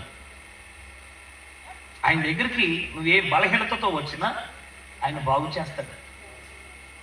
ఆమె మారెమ్మ అనే దేవత ఉండేది మా ఇంట్లో. ఇలవెల్పమ్మ తాతల కాలము. 4 అన్నదమ్ములు, నాన్నవాళ్ళు, నాన్న నరసింహులు లాస్ట్ పర్సన్. నాన్నకి వివాహమైన తర్వాత శ్రీరామ నవమి రోజు నేను పుట్టానంట. అందుకే నాన్న అంతర్వేదికి తీసుకెళ్లి పురోహితుల చేత నాకు రాము అను నామకరణం చేయించి, అన్నప్రశ్న అయిపోయింది, నామకరణ కూడా జరిగింది. తిరుగు ఇంటికి వచ్చే ప్రయాణంలో ఒక చిన్న జ్వరం, పెనుమార్పుకు కారణమై నా కుడికాలు పోలియో వ్యాధిగా మారిపోయింది. నడకలేదు నాకు చిన్నప్పుడు. నా కుడికాలు పోలియో వ్యాధికి గురి అయిపోయింది. అవిడితనం వచ్చేసింది నా కుడికాలకి. హాస్పిటల్ అడ్మిట్ చేశారు. 6 నెలల పాటు ట్రీట్మెంట్ కూడా జరుగుతూనే వచ్చింది. వైద్యం వికటించి, అంటే ఈ 6 నెలల కాల వ్యవధిలో ఎలక్ట్రానిక్ షాక్తో ట్రీట్మెంట్ జరిగినా సరే వైద్యం వికటించి వ్యాధి తీవ్రత ముదిరిపోయి కుడికాలుకున్న జబ్బు ఎడమ కాలు కూడా సోకి 2 కాళ్ళు పడిపోయిన కవిటివాణి. వైద్య రంగం చేతులు ఎత్తేసింది. అబ్బాయికి ఇక జీవితంలో నడక రాదు, పాకుండు దేకుండు బ్రతకడం తప్ప వేరే ఛాయిస్ లేదని. ఆశ సావన్నాన్ని ఎక్కడో కొండలే మొక్కను దేవుళ్ళు చేయని పూజలు దొరల మెట్లు ఇవన్నీ చేసి విసిగి వేశారు. ఎవరో చెప్పారంటే యేసుప్రభు దగ్గరికి వెళ్ళొచ్చు కదరా, ఎందుకరా ఇన్ని తెప్పలు ఆయన దగ్గరికి వచ్చిన వాళ్ళకి, ఆయన ఏ కార్యం చేయకుండా ఉన్నాడు, ఆయనకి అంతయు సమస్తము సాధ్యం. అంటే నాన్నకే యేసుప్రభు అంటే ఇష్టం లేదు. ఎందుకంటే తెల్లవాళ్ళ దేవుడు నాకెందుకు అనేవాడు అంట. ఏ దేవుడు? ఈ ఊళ్ళో కూడా ఉన్నారా? ఉంటారండి, వాళ్ళు ఎక్కడైనా ఉంటారు. నా ఇన్నర్ ఫీలింగ్ ఏంటంటే ఈ మాట అన్నవాడు చాలా కర్రోడేమో అనిపిస్తుంటది నాకు. తెల్లవాళ్ళ దేవుడు ఏంటి నల్లోడైతే? అంటే కొంతమందికి ఇది ఒక భీతి అయిపోయింది. బ్రిటిష్ వాడు ఈ దేశానికి వచ్చి పరిపాలన చేసినందుకు ఆడి దేవుడిని నేను నమ్ముకోవాలా? ఆడెవడో ఎందుకు నమ్ముకుంటాం? నీకు దేవుడు ఏమై ఉన్నాడు నీకు తెలుసుకుంటేనే కదా. ఎవడో వీడు మీ నాన్న అంటే ఎలా నమ్ముతాం సార్? నమ్ముతామా? తెల్లవాళ్ళ దేవుడా చెప్పండి మీకు అర్థం అవడానికి. ప్రపంచంలో 7 ఖండాలు ఉన్నాయి. అమెరికా సంయుక్త రాష్ట్రాల్లో ఉన్నవాడు స్కిన్ టోన్ ఎలాగుంటుందంటే ఎర్ర తోలేడు. ఏ తోలు? ఇంగ్లాండ్, ఐర్లాండ్, నెదర్లాండ్, ఈలాండ్, ఆల్యాండ్ వాళ్ళు అందరేమో తెల్ల తోలు. ఆడిదేమో ఎరుపు, వీడిదేమో తెలుపు. ఆఫ్రికా ఖండవాడు ఉంటాడు, నీకు రోజు చేస్తాడు. అబ్బో వాడి దగ్గర ఉన్న చెక్కటి నలుపు ప్రపంచానికి ఎక్కడ దొరకదు. అదో రకమైన డార్క్ మోడ్ ఆడి శరీరం. ఎన్ని రంగులు? 3 రంగులు. ఇక భారతదేశం సంగతి అంటామా, ఆ తర్వాత తెలుసుకున్న పైకి వెళ్తాం. Nepal, Bhutan, China, Japan, Germany, Australia. ఈ అందరూ వెళ్తే అటు ఎలాగుంటారో తెలుసు. అటు ఎరుపు కాదు, ఇటు తెలుపు కాదు, మధ్యలో పసుపు వేసినట్టు ఉంటారండి. అది మధ్యన ట్రెండింగ్ అవుతుంది గోల్డీ స్కిన్, గ్లాసీ స్కిన్స్ అని. ఎన్ని రంగులు చెప్పండి సార్? ఇలా ప్రపంచంలో ఉన్న రంగులన్నీ కలిపి ఉండే ఒకే ఒక్క దేశం భారతదేశం. డిమార్ట్లో అన్ని ఉన్నట్టు ఇందులో అన్ని రంగులు ఉంటాయి. ఈ రంగు లేదంటా అసలు వీళ్ళు. ఇప్పుడు నేను అడిగే క్వశ్చన్ అంటే ఏ రంగుకు దేవుడు అన్నాం ఆయన చెప్పు? ఏ రంగుకు దేవుడు అవుతాడు ఆయన? నేను భారతదేశం అంతా తిరుగుతున్నాను, ఏ ఇంట్లో ఒకే రంగుతో ఒక్క భార్య భర్తను చూడలేదు నేను. మీరు చూసారా సార్? అలా చూస్తున్నారండి. ఏ ఇంటికి వెళ్ళినా సరే ఒకే రంగులో ఏ భార్య భర్తలు కనపడలేం. ఉంటారా సార్? ఉండరు. మ్యాక్సిమం భారతదేశంలో ఆడవాళ్ళు తెల్లగా ఉంటారు, మగవాళ్ళు అందరూ. అంటే భార్య భర్తల సంగతి చెప్తున్నాను అంతే. అప్పుడప్పుడు ఆ రంగు ఇట్టు అటు వెళ్ళి ఈ రంగు ఇటు వస్తుంటది అంతే. ఇప్పుడు ఈ 2 రంగుల్లో నుండి 2 సంవత్సరాలకి 3వ రంగు డౌన్లోడ్ చేస్తారు ఇద్దరు కలిసి. చేతారా చేయరా? మన ఇంట్లోనే 3-4 రంగులు ఎట్టుకొని తెల్లవాళ్ళ దేవుడు నాకు వద్దంటాం. నేను మాట చెప్తున్నాను, ఆయన తెల్లవాళ్ళ దేవుడు, నల్లవాళ్ళ దేవుడు, ఎర్రవాళ్ళ దేవుడు కాదు, సర్వ శరీరులకు దేవుడే ఉన్నాడు ఆయన. ఏ దేవుడు ఆయన? శరీరం ఉన్న ప్రతి ఒక్కడికి దేవుడే. ఆ శరీరానికి ఏ రంగైనా ఉండనివ్వు. నీ శరీరానికి ఉన్న రంగును బట్టి కాదు ఆయన దేవుడు, నీకున్న శరీరాన్ని బట్టి దేవుడు. నాన్న ఇలాగన్నాడు, కానీ నాన్నకి చెప్పిన కొన్ని మాటలను బట్టి దేవుడు మందిరానికి వచ్చాడు. ఎప్పుడైతే మీకులాగా వచ్చి కూర్చున్నాడో, తన ఎద్దకు వచ్చేవారని ఆయన ఎంత మాత్రం త్రోసివేయిన దేవుడు ఆ రోజు నాన్నతో ప్రభు ఇలా మాట్లాడాడట, నా కుమారుడా, నీ కుటుంబం నుంచి నేను నిన్ను ప్రత్యేకించుకున్నాను, నా సేవ కొరకు నేను నియమించుకున్నానన్న దైవ సంకల్పాలు నాన్నకి ఎప్పుడైతే దేవుడు తెలియజేశాడు, ఈ రోజు నుండి నీ పేరు మోసే అను నామకరణ దేవుడు ఎప్పుడైతే ఆకాశం నుండి మాట్లాడుతూ మొదలు పెట్టాడో, ఆ చంచలమైన విశ్వాసం నాన్న హృదయంలో పురుగు పోస్తుంది. అమ్మని నన్ను కట్టుబట్లతో నాన్న ప్రభు ఎదురు తీసుకొచ్చాడు. ఎప్పుడైతే నాన్న ప్రభు ఎదురు తీసుకొచ్చాడో, ఆశ్చర్యం, ఏ వైద్య శాస్త్రాలు అయితే నడక రావని చెప్పినాయో, ఇంట్లో వెలివేత జరిగిన మా ప్రధానాన్ని మనం తోచేశారు. మన కులాలు ఎందరో, మన దేవుళ్ళు ఎందరో, కాని దేవుడితో పని ఏంటంటే, నాతో నా పేరు పెట్టి పిలిచిన దేవుడు నాకు కావాలి, పైగా ఆయన నా కుమారుడు అని పిలిచాడంటే ఆయన కదా నిజమైన తండ్రి అని నాన్న దేవుని ఆశ్రయించాడు. ఇంట్లో వెలివేత జరిగింది. ఎప్పుడైతే నాన్న ప్రభు యొద్దకు వచ్చాడో, అమ్మని నన్ను కట్టుబట్టలతో తీసుకొని, ఏ వైద్య శాస్త్రం అయితే నడక రాదని చెప్పిందో, అదే వైద్య శాస్త్రం కంగు తినే రీతిలో ఉన్న 2 కాళ్లను ప్రభు ముట్టి స్వస్థపరిచింది. హల్లెలూయా. ఈ రోజు ఇలా నిలబడి దేశమంతా తిరుగుతున్నానంటే దేవుడు నాకు ఇచ్చిన స్వస్థత. ఆమె ఇంకా అలా ఉంగా చూస్తున్నారు, వీడి కాళ్ళు ఏమైంది, మనోళ్ళు ఎంత నమ్మరిలే ఏమో చూస్తున్నారు. ఇంక కింద నా ఏం చూడలేదు, నా నుంచి చూస్తానే ఉన్నాను. దేవుడు మనం పోగొట్టుకున్నవి మరలా తిరిగి మనకి ఇవ్వగలిగిన వాడు. ఆశతో అడగాలి దేవుడి దగ్గర. గుడ్డోడు అడుగుతున్నాడు, దావీదు కుమారుడు నన్ను. అంతరంగంలో ఎంత బాధ ఉంటే వాడు ఎంతకాలం ఎదురు చూస్తుంటాడు ఆయన కొరకు. నేను అదే చెప్తున్నాను, ఆయన పేరు వినబడగా నాకు చంద్రుడు కాదు అనుకో, మాకు యేసుక్రీస్తు. ఆయన ఎవడో చెప్పాడని దాని భుజాల మీదకి ఎక్కువ కాదు, నువ్వు అసలు ఏమై ఉన్నావో తెలుసుకోవాలండి. ఆయన దగ్గరికి రా. ఒకవేళ రావడానికి నీ కులవంటూ ఉంటే, నీ ఇంట్లోనే నీకు ఎప్పుడైనా జ్ఞాపకం వస్తే, నీ పొలం దగ్గర ఎక్కడో ప్రయాణంలో, ప్రభువా యేసుక్రీస్తు దేవుడా, నువ్వు నిజమైన వాడు అయితే నాకు ఒక సూచన కావాలని అడుగు. తప్పగా దేవుడు నీ పట్ల కార్యం చేయగలుగుతాడు. ఎందుకో చెప్పండి, వివేకము కలిగి తన వెతుకువారు కలరేమో అని ఆయన ఆకాశం నుండి ఎదురు చూస్తున్నాడు. నీకు జాతి కులం మతమేమో ఆయనకు అసలు లేదు, ఎందుకంటే మనం అందరం ఆయన పిల్లలు. అపొస్తలుల కార్యాలు ఉంటుంది, యేసుక్రీస్తు అందరికీ ప్రభు. ఎందరో జీవితాలు బాగు చేశారు సార్. క్రైస్తవ్యం అంటే ఏదో ఒక జబ్బులాగా, ఏదో జాగ్యంలాగా చూపిస్తుంది, కానీ లోక సమాజం ఆయన దగ్గరకు వచ్చిన అందరూ బాగుపడ్డారు సార్. నక్సలైట్లు మారారు, టెర్రరిస్టులు మారారు, వ్యభిచారులు మారారు, దొంగలు మారారు.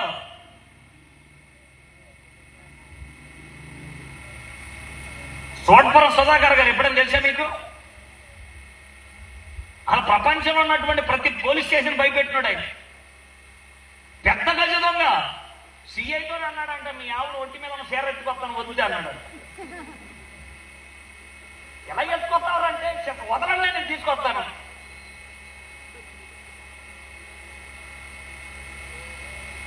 పావు గంటలో తెచ్చేసారా, ఈడి శవనం పట్టింది ఎవరికే. ఎలా ఎత్తుకొచ్చాడు ఇప్పుడు? ఏమిరా ఏం చేశారంటే, కంగారేం పడతాను, మీ ఆవిడ ఒంటి మీద కూడా సేవ్ చేయకుండా తెచ్చాను. అది ఎట్లా అంటే, ఏమి లేచారు, ఇంటి వెనకాలకి వెళ్ళాను ముందు, మీ ఆవిడ సీరియల్గా అవుతున్నట్టు పడుకొని నా ప్యాటర్న్లో నా ఇంజక్షన్లో రంగు నీళ్లు నింపుకొని వెళ్ళి చీరను తడిపాను. ఈ చీర తడిపిందని అడ్డు తిరిగింది, మళ్ళీ అడ్డు తడిపాను. ఇదేంటి ఎలా సేవలు పడతానని నాకు అర్థం కావట్లేదని కట్టుకున్న చీర ఇప్పేసి నైట్ వేసుకుని సార్, బయట ఉన్న దండి మీద చీర ఎత్తుకొచ్చాను సార్ అన్నాడు. ఇలాంటి గజ దొంగలాడు. ఆయన ఏమన్నాడు తెలుసా? నేను గజదంగగా ఉన్నప్పుడు ఉండే బంగారం కన్నా నేను సేవకుడే రైల్లో తిరుగుతున్నప్పుడు కనబడిన బంగారం ఎక్కువ ఉంటాయి. అప్పుడు చెయ్యి దొరదొచ్చినా సరే దేవుని భయం ఉండేదంట. అయ్యో దేవుడు నేను నమ్ముకున్నాను, ఆయన చేత రక్షించబడి. నేను ఎందుకు మాట చెప్తున్నాను తెలిసి ఇలాంటి దొంగలు అందరిని మార్చినాడు ఆయన. హల్లెలూయా. మనస్సు మార్చు దేవుడే. మనిషిలో ఉన్నటువంటి కల్మషాన్ని మార్చువాడే. బిడ్డ వింటున్నావు నా మాటలో? అడిగితే ఏది కాదన్న సమాజాన్ని తృణీకరించవచ్చు. వీడు కూడా అదే చేశాడు.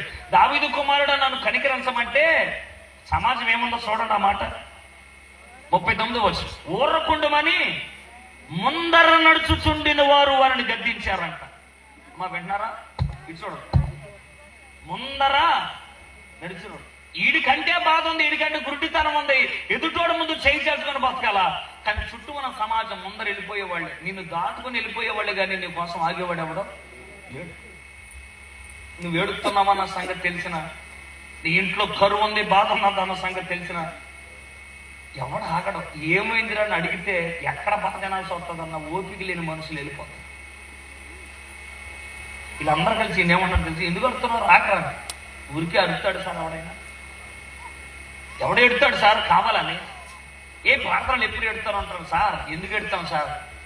బుద్ధి లేక, ఆ మాత్రం సెంత లేకుండా ఎడతావా? ఏడుపు ఉందంటే బాధ ఉందంటే వినేవాడి దగ్గర ఇంకెక్కువ ఎడుతాడు. అవునా కదా? మాట్లాడండి. వినేవాడు ఉంటే ఎంత బాధ అయినా చెప్పుకుని ఎడుతూ ఉంటాం. మా ప్రభువు ప్రార్థన అలకించు దేవుడు. అందుకనే దాచుకోవడం ఇష్టం ఉండదు క్రైస్తవుడు. కేసా ధైర్యం. సమాజం నోరు మీర అన్నది నీలాంటోడు కొరకు కూడా ఆయన ఆగుతాడా అని చాలాసార్లు అనిపించవచ్చు. నా కొరకు ఆగుతాడా, నాకు న్యాయం చేస్తాడా?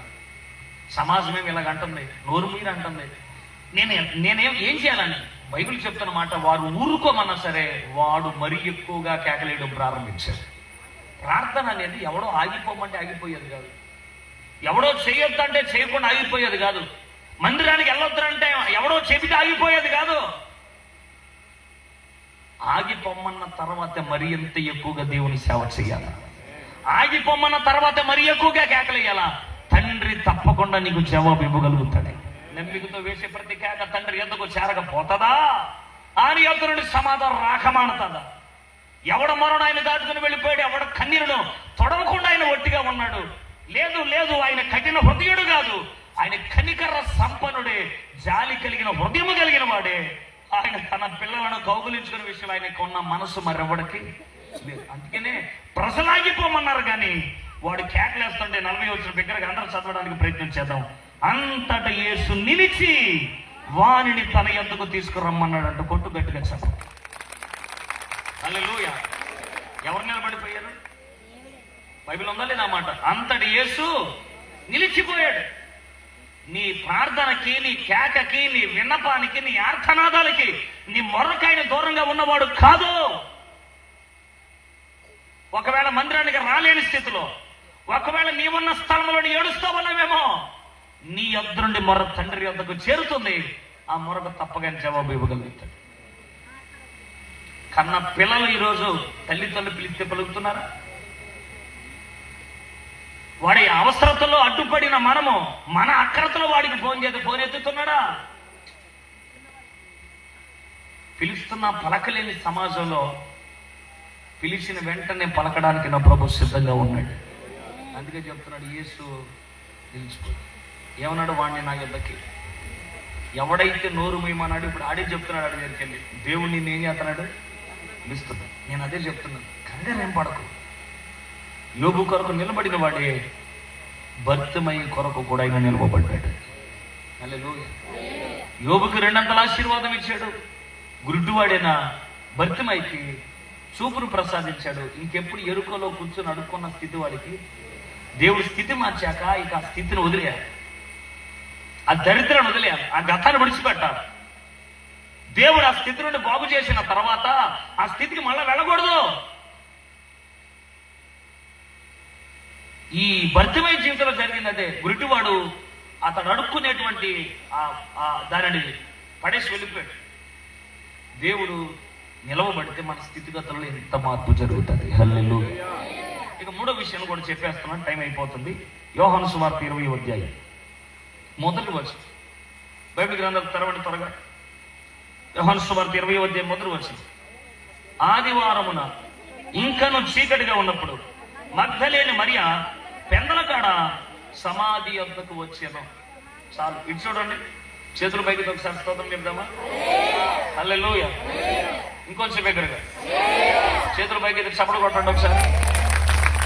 నీకంటే నమ్మదగిన దేవుడెవరయ్యా, నీవుంటే మాతో ఏ భయము లేదయ్యా. నీకంటే నమ్మదగిన దేవుడెవరయ్యా, నీవుంటే మాతో ఏ భయము లేదయ్యా. మేలు కొరకే అన్నీ జరిగించు యేసయ్యా, మేలు కొరకే అన్నీ జరిగించు యేసయ్యా. కిడు వెనకే ఆశీర్వాదం పొందుతావయ్యా, కిడు వెనకే ఆశీర్వాదం పొందుతావయ్యా. నీకంటే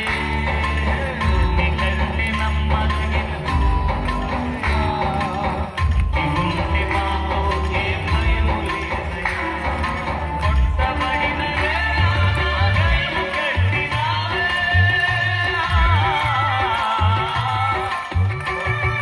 కొట్టబడిన వేళ నా గాయము కట్టినావే.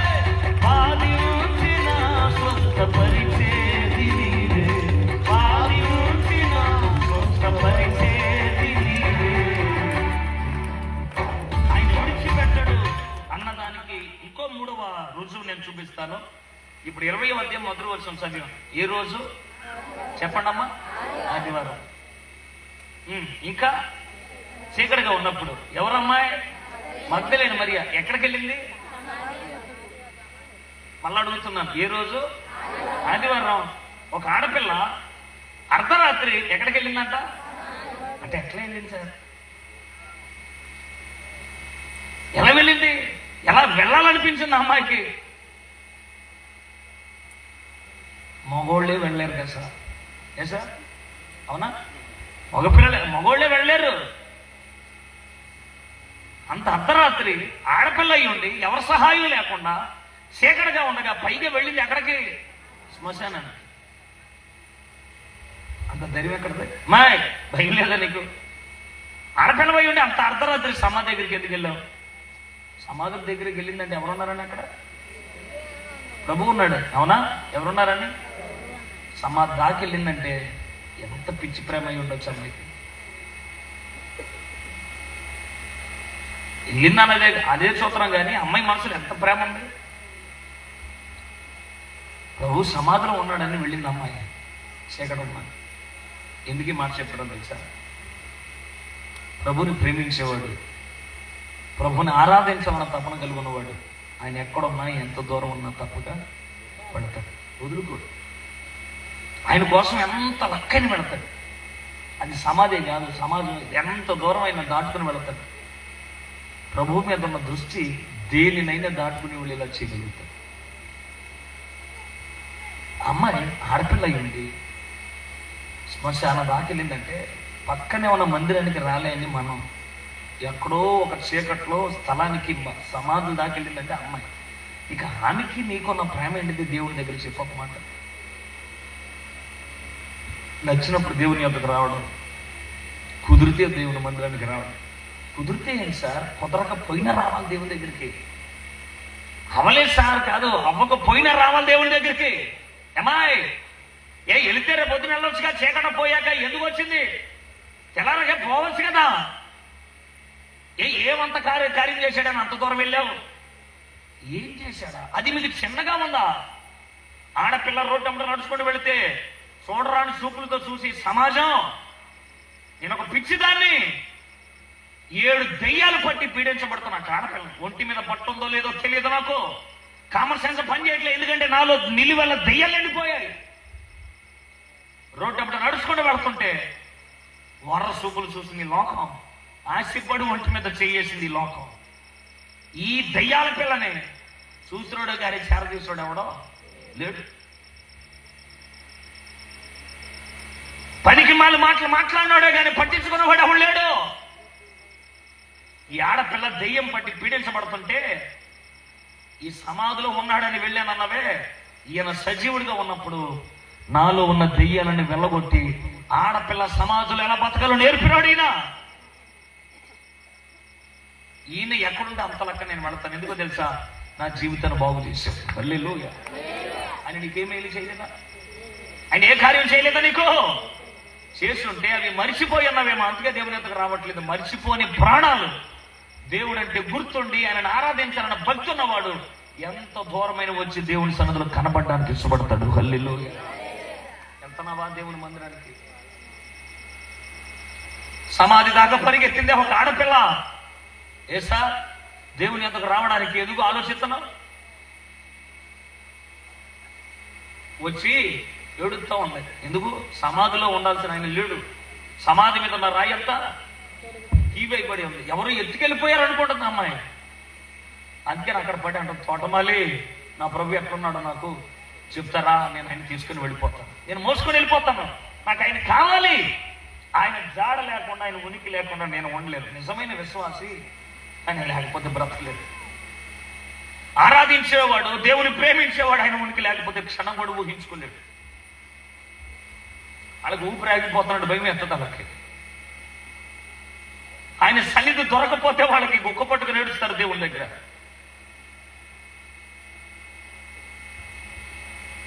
మనకి అయ్యి ఒట్లేదు, ఈ ఒట్లేదు నేడుతామా? సీమైన పట్టుకు బ్రో ఒకసారి. పిల్ల వయసుకు వచ్చింది, బిడ్డ అవ్వట్లేదు, పిల్లడు చదివాడు కానీ ఉద్యోగం రావట్లేదు, ఇల్లు కట్టుకోలేము, ఏడుతున్నాం కదా మనం దేవుడి దగ్గరకు వచ్చి. రే ఏదో రక్తం కక్కుని తిరిగేవలే, మేము చూసాంగా, ఏదో దేవుడు బాగు చేశాడని 4 సంవత్సరాలు ఇలాగ ఇది తిరిగి ఊరు తిరిగి చెప్పావుగా, చాలదా? రుణం తీరిపోయింది కదా, రా వచ్చే పెళ్లి చేస్తాను, నీ ఆస్తితో పాటు నా ఆస్తి కూడా ఇచ్చేస్తాను రారంటే, నానా బలిపెట్ట మీద సగం కాలిపోయానే, నేను రాను, దేవుడి కొరకే బతుకుతాను నేను. అలా కాదురా, నేను రాను నాన్న, నాకు దేవుడు కావాలి. నీ సావు నువ్వు సావు, నీ కర్ర మీద తగిలినప్పుడు ఎవడో ఏం చేస్తాడు, నేను వదిలి చెల్లి పెడతాడు. నెక్స్ట్ డే నుంచి ఏం చేశాడు తెలుసా? తిండి తినడానికి మెతుకులు లేవు, కట్టుకోవడానికి బట్టలు లేవు, సిగురు తిని మునగాకు తిని సేవ చేశాడు. సమాధిని అలుకుతామే, అలా అలుక్కొని దాని మీద పండుకొని నిద్ర చేసి సేవ చేశాడు. నేను నమ్ముకున్నానుగా, నేను సేవిస్తున్నాను కదా, ఓ ఇల్లువా, అన్నం ముద్ద కూడా పెట్టలేవా, నన్ను పోషించమని ఏ రోజు అడగల. ఏమడిగాడు? నీవు కనిపించని రోజున ఒక క్షణమొక యుగము, నీవు మాట్లాడని రోజున నా కన్నులకు నీ దూర కరువాయి. నీవు మాట్లాడని రోజున నా కన్నులకు నీ దూర కరువాయి. నీవు పెదవిప్పిన రోజున నీ సన్నిధి పాచిగా బయలాయే. వాళ్ళకి దేవుడు కనబడకపోయినా, దేవుని మాట వినబడకపోయినా భయం వచ్చేసి. ఈ రోజులో మనిషికి ఏమాత్రం భయం లేదు. దేవుడు అన్న భయం లేదు, దేవుడి సన్నిధాన భయం లేదు. ఆ రోజులో వాళ్ళకి దేవుడు మాట్లాడకపోయినా, దేవుడు కనబడకపోయినా వాళ్ళు నిద్రలు మానేసేవాడు, తిండి మానేసేవాడు. నువ్వు ఎందుకు కనబడతలేదు? మధ్యలేని మరి కూడా అదే, నువ్వు ఎక్కడో ఉంటే నేను ఎందుకు దూరంగా ఉంటాను, నువ్వు ఎక్కడుంటే నేను పడతలేదు. దేవుని ఎలా ప్రేమిస్తున్నావు? దేవుని పట్ల నీ హృదయం ఎలాగుంది? ఏడుతుంది, ఆయన ఎక్కడుంటే నాకు కావాలి. ఈ అమ్మాయి కొరకు దేవుడు నిలబడ్డా? చూడు ఒకసారి 13వ వచనం. అమ్మాయి ఎందుకు ఏడ్చుచున్నావని ఆమెను అడుగుదు. ఆమె అంది, నా ప్రభుని ఎవరో ఎత్తుకుని పోయిరి. యోహాను సువార్త 20:13వ వచనం. నా ప్రభుని ఎవరో ఎత్తుకుని పోయిరా, అని ఎక్కడ ఉంచిరో నాకు తెలియలేదని చెప్పాను. ఆమె ఈ మాట అంతా చెప్పి వెనక తట్టు తిరిగి చూడగా యేసు నిలిచి ఉండుట చూచాను. కొట్టు గట్టిగా చెప్పు. ఏడుస్తూ నాకు ఆయన కావాలని దుఃఖంతో ఉంటే ప్రభు అమ్మాయి కొరకు నిలబడ్డాడు. యోబు కొరకు, భర్తమై కొరకు, మగ్ధలేని కొరకు. పాపం చెడిపోయి స్వార్థంతో, నమ్మక ద్రోహాలతో, కులం అని మట్టం అని చంపేసుకుంటూ ఒకరినొకరు నెమ్మది లేకుండా చేసుకుంటే మీ ప్రపంచం. ఈ ప్రపంచంలో ఉన్న ప్రతి మానవుని పాపం కొరకు నేను నిలబడతాను అని తండ్రి అంత కుమారుడు అనుమతి అడిగితే తండ్రి అన్నాడు కుమారుడితో, నానా వెళ్ళాలనే ప్రేమ నీకున్నా, వాళ్ళు మాత్రం నేను మంచిగా ఆహ్వానించరు. నువ్వు ఉన్నది సింహాసనం మీద, కానీ వాళ్ళు నిన్ను తీసుకెళ్ళి పశువుల తొట్టులో పడుకోబెడతారు. వస్త్రాలు కూడా ఉండవు నీకు. నీ ముఖం మీద ఉమ్ము వస్తారా, పిడుగుదులు గుద్దుతారా, వీపి మీద తన్నుతారా, తల మీద ఉన్న కిరీటం తీసేసి ముళ్ళ కిరీటం పెడతారా వాళ్ళు. ఎందుకురా వాళ్ళ దగ్గరికి వెళ్తున్నా? మనిషి తోటి మనిషిని చంపేస్తున్నాడు, ఇక దేవుణ్ణి ఎలా ఉంచుతాడు?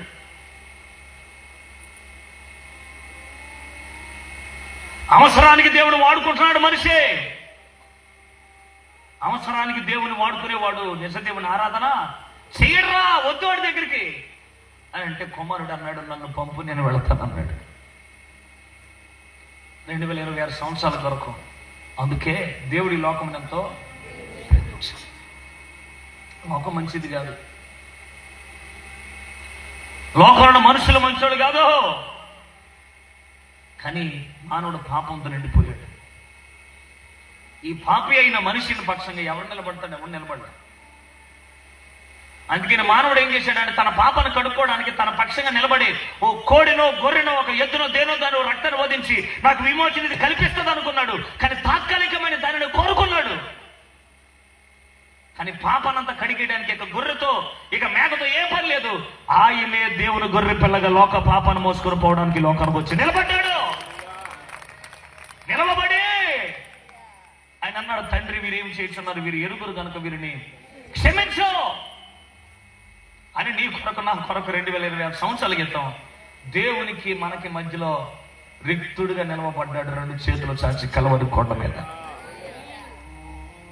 అలా నీ కొరకు నా కొరకు 2026 సంవత్సరాల క్రితం నిలవబడితే ఈ లోకం ఏమవుతుందో తెలుసా? ఆయనే రక్షించుకోలేకపోతున్నాడు, ఇక మనల్ని ఏం రక్షిస్తాడని నీకు తెలియలా? నీకు తెలియలేదా? ఆయన రక్షించుకుంటే నీకు నాకు రక్షణ ఎక్కడ వస్తుంది?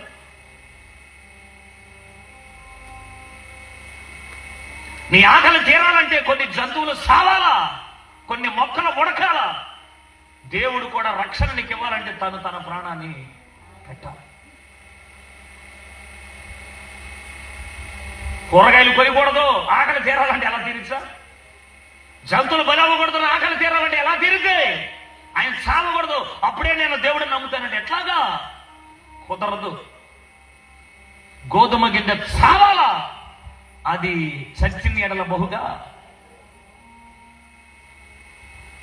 దుర్నీతి దగ్గర నీతి చచ్చిపోతేనే దుర్నీతిని అంత చంపి నీతి రాజ్యం వెళ్ళడానికి తిరిగి రాగలుగుతాడు. హల్లెలూయా. అందుకనే ఈ లోకం యేసుని తృణీకరిస్తుంది, అర్థం చేసుకోలేక. చేతులు జోడికి చెప్తున్నాను, ఆయన త్వరగా రాబోతున్నాడు. 2026 సంవత్సరాల కొత్త నీ కొరకు కలువరి గొలుగొత్త మెట్ట మీద నిలబడ్డాడే. నిలబడి నీ పాప క్రయధనం అంతా ఆయన చెల్లించాడు. తండ్రి వీరు ఏం చేస్తున్నారు, ఎరుగురు కనుక వీరిని క్షమించు అని తండ్రి చేతికి అప్పగించి నీ కొరకు నా కొరకు నిలబడ్డాడు. ఆ నిలబడిన దేవుని పక్షంగా నువ్వు కూడా నిలబడ్డాడు. అందుకని ప్రకటనలో అన్నాడు, ఇదిగో నేను తలుపునంత నిలువబడి ఏం చేస్తున్నాను? వినబడుతుంది ఆయన స్వరం. నీలోడికి రావాలని, నీతో ఉండాలని, కన్ను ఆయన్ని అంగీకరించలేకపోతుంది. ఒకవేళ నీకు క్రైస్తవ్యం అనేది ఒక మతం అనుకుంటే, పోతులూరు వీర బ్రహ్మేంద్ర గారు రాసిన ఒక పుస్తకంలో ఎలాగన్నాడు, ఒక ఆయన భూమి మీదకి మరలా తిరిగి రాబోతున్నాడు. ఆయన ఎలా రాబోతున్నాడు అంటే వీరభోగ వసంత రాయుడై రాబోతున్నాడు అని రాశారు. ఎవరా వీరుడు, ఎవడా భోగుడు?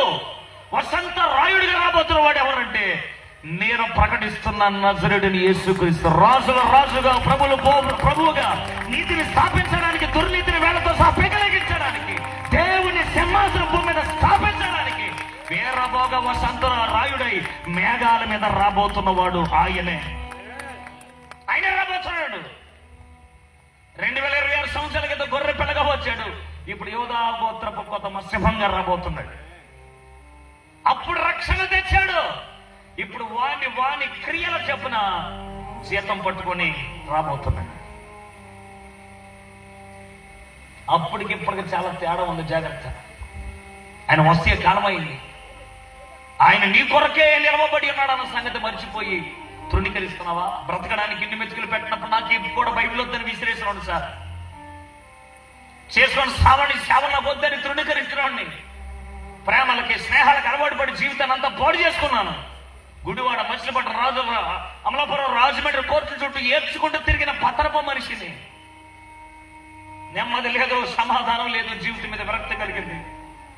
పోరాడి అంత బలం లేక కలిసిపోయాను. చచ్చిపోవడమే ఇక దిక్కు అనుకుని ఎన్ని సూసైడ్లో ఫ్యాన్ పుర్రేసుకున్న, పాయిజన్ మింగేసిన, బండి వేగంగా డ్రైవ్ చేసుకుని లారీ కింద పెట్టేసుకున్నాను. ఎన్నో నెమ్మది లేకుండా చచ్చిపోదామని ఎన్ని ఆత్మహత్యల ప్రయత్నం చేశాను.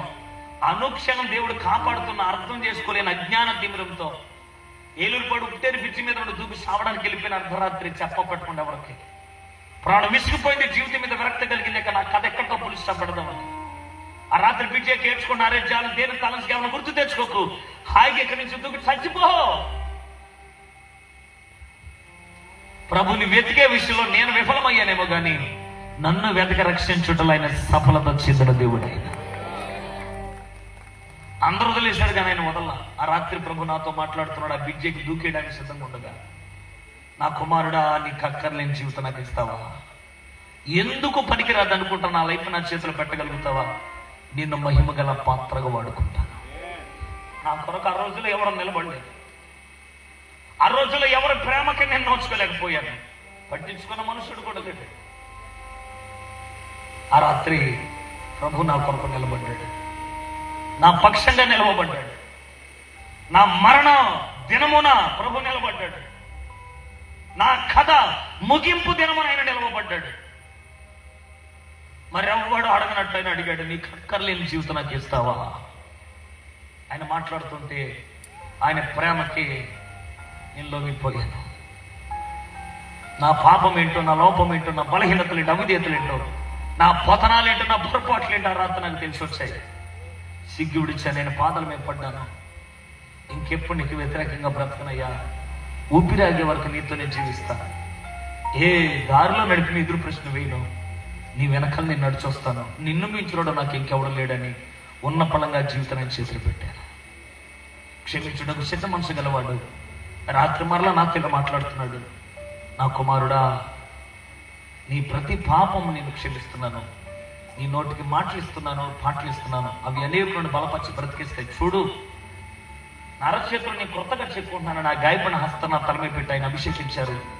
దశ దిశ మొత్తం మార్పింది ఆ రాత్రి నుండి ఈ రాత్రి వరకు. హల్లెలూయా.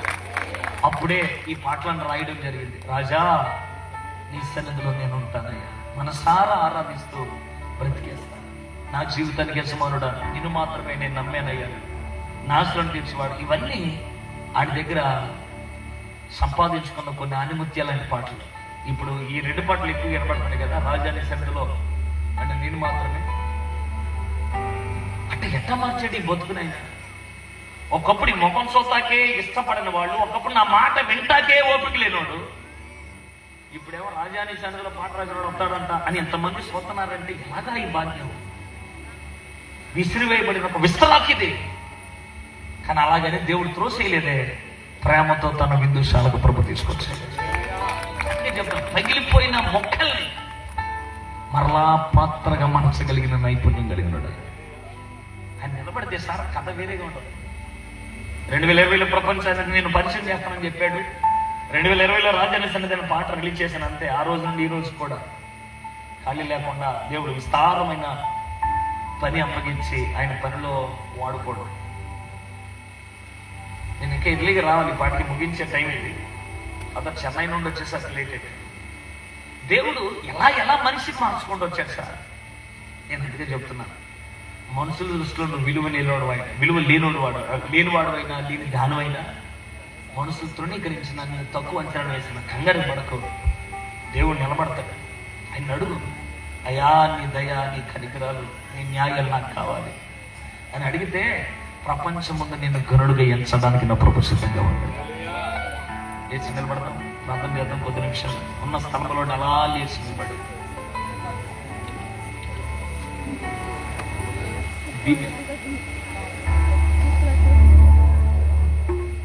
కళ్ళు పోయండి, చేతులు ఆయన వైపు పెట్టండి. యోబు కొరకు నిలబడ్డావు కదా, భర్తమై కొరకు నిలబడ్డావు కదా, మగ్దలేని మరీ కొరకు నిలబడ్డావు కదా. ప్రాణం పెట్టడానికి నిలబడిన వాడే నీ కొరకు ఎంతో త్యాగం చేయడానికి 2026 సంవత్సరాల క్రితం నీ పాపము కొరకు నిలబడిన వాడు నీ కష్టంలో నిలబడ్డా, నీ దుఃఖంలో నిలబడ్డా, నీ పత్రము స్థితిలో నిలబడ్డా ఆయన వదిలేస్తాడా? నేను చేతులైన వైపు ఎత్తి కళ్ళు మూసుకొని ప్రార్థన చేయా. నా కొరకు నిలబడేవాడు ఎవడు లేడు,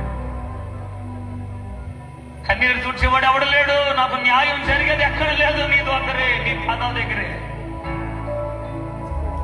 ప్రార్థన చేయి, కన్నీటితో దేవుడి సన్నిధి దగ్గర ఏడ్చి అలసిపోయావేమో చెప్పుకొని అలాగే తలదించుకొని అనగారిపోయిన పరిస్థితులు ఉన్నవేమో. ఈ రాత్రి అడుగు, ఎక్కడ అలసిపోకు, ఎక్కడ నోరు తెరవకుండా మౌనంగా ఉండకు. న్యాయం జరిగే స్థలానికి వచ్చావు, కన్నీరు తొడవబడే స్థలానికి వచ్చావు. ఎదిగిన పిల్లలు ఉన్నారా? వారి జీవితాలకి స్థిరపడలేదని బాధపడుతున్నావా? నీ జీవితంలో నెమ్మది లేదు, అప్పులున్నాయని ఆర్థికంగా నలిగిపోతానని ఏడుతున్నావా? నా పిల్లలు చదివారు కానీ ఉద్యోగం లేవు అని కుమిలిపోతున్నావా?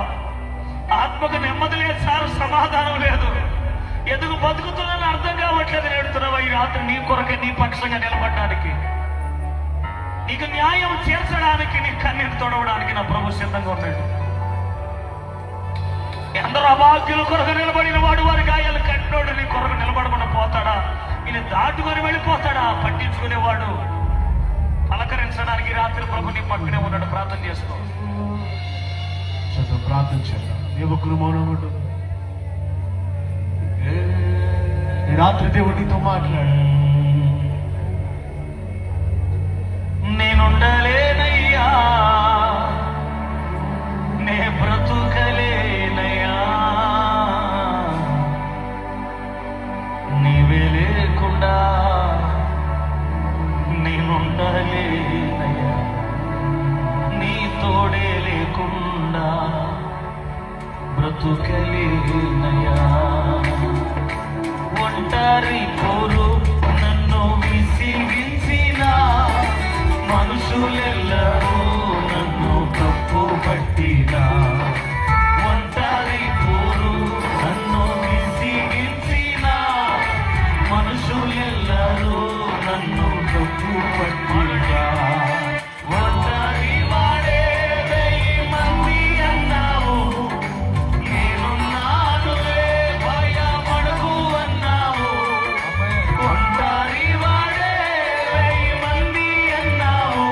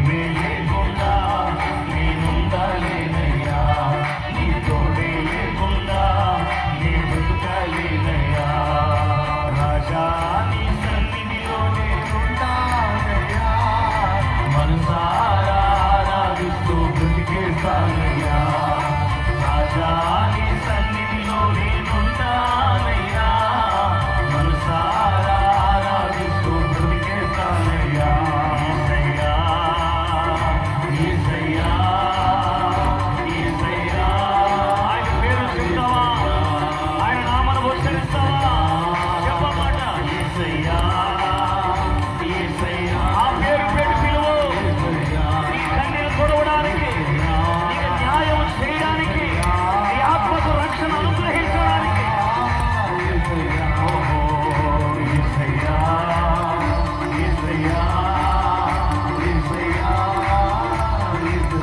యేసయ్యా చేతులారు పెట్టేద్దామా యేసు నీవే కావాలయ్యా నాతో కూడా రావాలయ్యా యేసు నీవే కావాలయ్యా నాతో కూడా అందరము చేతులు ఎత్తి అడుగుదాం అన్నమాట నీవే కావాలయ్యా నాతో నీవే కావాలయ్యా నాతో నీవు లేకుంటే బ్రతుకలేనయ్యా నీవు రాకుంటే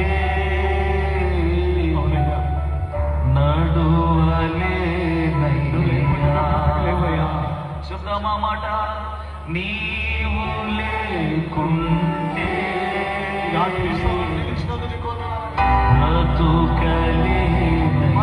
బ్రతుకలేనయ్యా నీవు రాకుంటే నడువలేనయ్యా గుండె బరువెక్కిపోయిన వేళ నీ మాటే కదా ఆధారం. గుండె బరువెక్కిపోయిన వేళ నీ మాటే కదా చేతులు పైకెత్తి నీ సన్నిధానములో సంపూర్ణ సంతోషం ఆరాధించుకునే విలువైన అవకాశం కోల్పోయినవన్నీ నాకు ఇచ్చుటకు నోయా బాధల నుండి బ్రతికించుటకు కోల్పోయినవన్నీ నాకు ఇచ్చుటకును బాధల నుండి బ్రతికించుటకును అయా నీవే రాకపోతే నేనేమైపోదు నీవే రాకపోతే నేనేమైపోదు వాళ్ళు రావట్లేదు వీళ్ళు రావట్లేదు నా కొరకేమో నిలబడతలేదని ఎడుతున్నావా ఆయన ఈ రాత్రి నీ కొరకు ఉన్నాడుగా నీ పిలుపును స్థిరపరిచి నీ వాగ్దానాన్ని నీకు అనుగ్రహింపజేసి మాట తప్పేవాడా కాదే మాటను పోషించుకునేవాడు ఎవరు వదిలేశాడా భర్తమైన వదిలేశాడా భక్తులేని మరీ వదిలేశాడా ఉన్న పొలంగా దేవుడి సన్నిధిలోకి తీర్మానం చేసుకో నా కొరకు నువ్వు నిలబడయ్యా నా కన్నీరులో నువ్వే తొడవగలుగుతావు కొద్ది నిమిషాలు ప్రార్థన చేసుకోండి కన్నీటితో నీ కన్నీరంతా ఆయనకు చెప్పుకో నీ బాధ అంతా చెప్పు ఆయనతో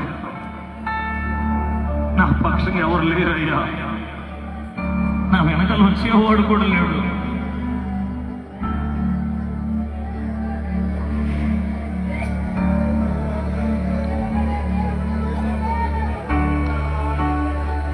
అయ్యా నా గురించి ప్రార్థన చేయండి అన్న వాళ్ళ చేతులు ఎత్తగలుగుతారా? నీ గురించి ఒక చిన్న ప్రార్థన. ప్రేమగల తండ్రి, మేము గాలి వాహనాల చేత కొట్టబడుతున్న వెళ్ళు లాంటి వాళ్ళు, ఆధారం లేని బ్రతుకులు మాది. మా వెనక వచ్చేవాడు ఎవడు లేడు, మా పక్షంగా నిలబడతాడన్న ధైర్యం కూడా మాకు లేదు. నువ్వు తప్ప నువ్వు నిలబడితే మా పరిస్థితులు మారుతాయి. మేము మరింత నీలో నిలిచే తీగలు ఉండగలుగుతాం. మమ్మల్ని ఆకర్షించు దేవుడవు కదా. రాత్రి బిడ్డలు యోబు వలె, భర్తమై వలె, మగ్ధులేని వలె అది బాధ వారి కన్నీరు వారి దుఃఖం ఏమైందో నాకు తెలియదు. రాత్రిని పిల్లల కన్నీళ్లు తుడవండి, వారికి శాశ్వతమైన పరిష్కారం కలుగు చేయండి. వీరి జీవితంలో అనేకమైన కార్యములు రాత్రి జరుగునుగాక. వారి ఆత్మకు రక్షణ, వారి ప్రాణానికి నెమ్మది, వారి శరీరాలకు నిశ్చయముగా స్వస్థత కలుగునుగాక. నీ దాసులు కలిగి ఉన్న ఈ సేవా క్షేత్రాన్ని దీవించండి. రాత్రి వచ్చిన ప్రతి బిడ్డ నీ చేతులకు అప్పగిస్తున్నారు. వారు విడవబడిన వారు కాదు అన్న సంగతి వారు తెలుసుకునే కృపతో నింపండి. వారికి న్యాయం చేయండి. నీ కృపలో వారిని కనికరించండి. నీ దయలో వారిని దీవించి మంచి ఈవులతో వారిని అలంకరింప చేయమని, నేను వెతుకు పిల్లలుగా నీ కొరకు నమ్మకస్తులుగా బ్రతికి పిల్లలుగా తీర్చిదిద్దమని ఈ మాటలు వారి వెనుకలో దీవించమని యేసు నామంలో అడుగు పెట్టుకుంటున్న మా పరమ తండ్రి. ఆమేన్ చెప్పండి. చప్పలు కొడుతూ ప్రభుత్వం. Thank you. చాలా సంతోషం. మన మధ్యన మరి ఇంతవరకు అయ్యగారు జాన్ జే అయ్యగారు అమరావతి నుండి మన మధ్యకు వచ్చి అభిషక్తులైన దైవజనులు మంచి వర్తమానం అందించారు. మరొకసారి టపట్లు కొట్టి దేవుని మన మహిమపరుద్దాం. ప్రాముఖ్యమైన విషయం ఏంటంటే ఆశీర్వాదం ప్రార్థన. మన సహోదరుడు ఇమ్మానుయేల్ గారు ఆశీర్వాదం ప్రార్థన చేస్తారు. అట్లాగే దీవెని ప్రార్థన మన మధ్యన దైవజనులు పెద్దలు ఆస్కర్ గారు దేవుని ప్రార్థన చేస్తారు. ముందుగా మన మధ్యన కృపాజ్యోతి వారి టీం వారు కానుకల కొరకు 2 శరణాలు పాట పాడాలని కోరుతున్నారు. ప్రతి ఒక్కరూ మేము ఈ స్థానాల్లో మరొక మనవి, అందరికీ భోజనం ఏర్పాటు ఉన్నదండి. భోజనాలు ఏర్పాటు చేసేవారు లైట్ దగ్గరగా ఏర్పాటు చేయాలండి. యవన బిడ్డలు, స్థానిక యవన బిడ్డలందరూ కూడా పరిచర్లో పాల్పంచుకోవాలి. యవన బిడ్డలు ఎక్కడున్నా సరే మరి వేదిక వద్దకు రావాలని ప్రభు పేరట తెలియపరుస్తూ ఉన్నాం. ఏ ఒక్కరు దయచేసి వెళ్ళకండి. పరిచర్య చేసేవా యవన స్త్రీలు, పరిచర్లో పాలు పంచుకునేవా మరి ముందు భాగానికి రావాలి. మేలు చేయక నీవు ఉండలేవయ్యా, ఆరాధించక నేను ఉండలేవయ్యా. మేలు చేయక నీవు ఉండలేవయ్యా, ఆరాధించక నేను ఉండలేనయ్యా. యేసయ్యా, యేసయ్యా, యేసయ్యా, యేసయ్యా, యేసయ్యా.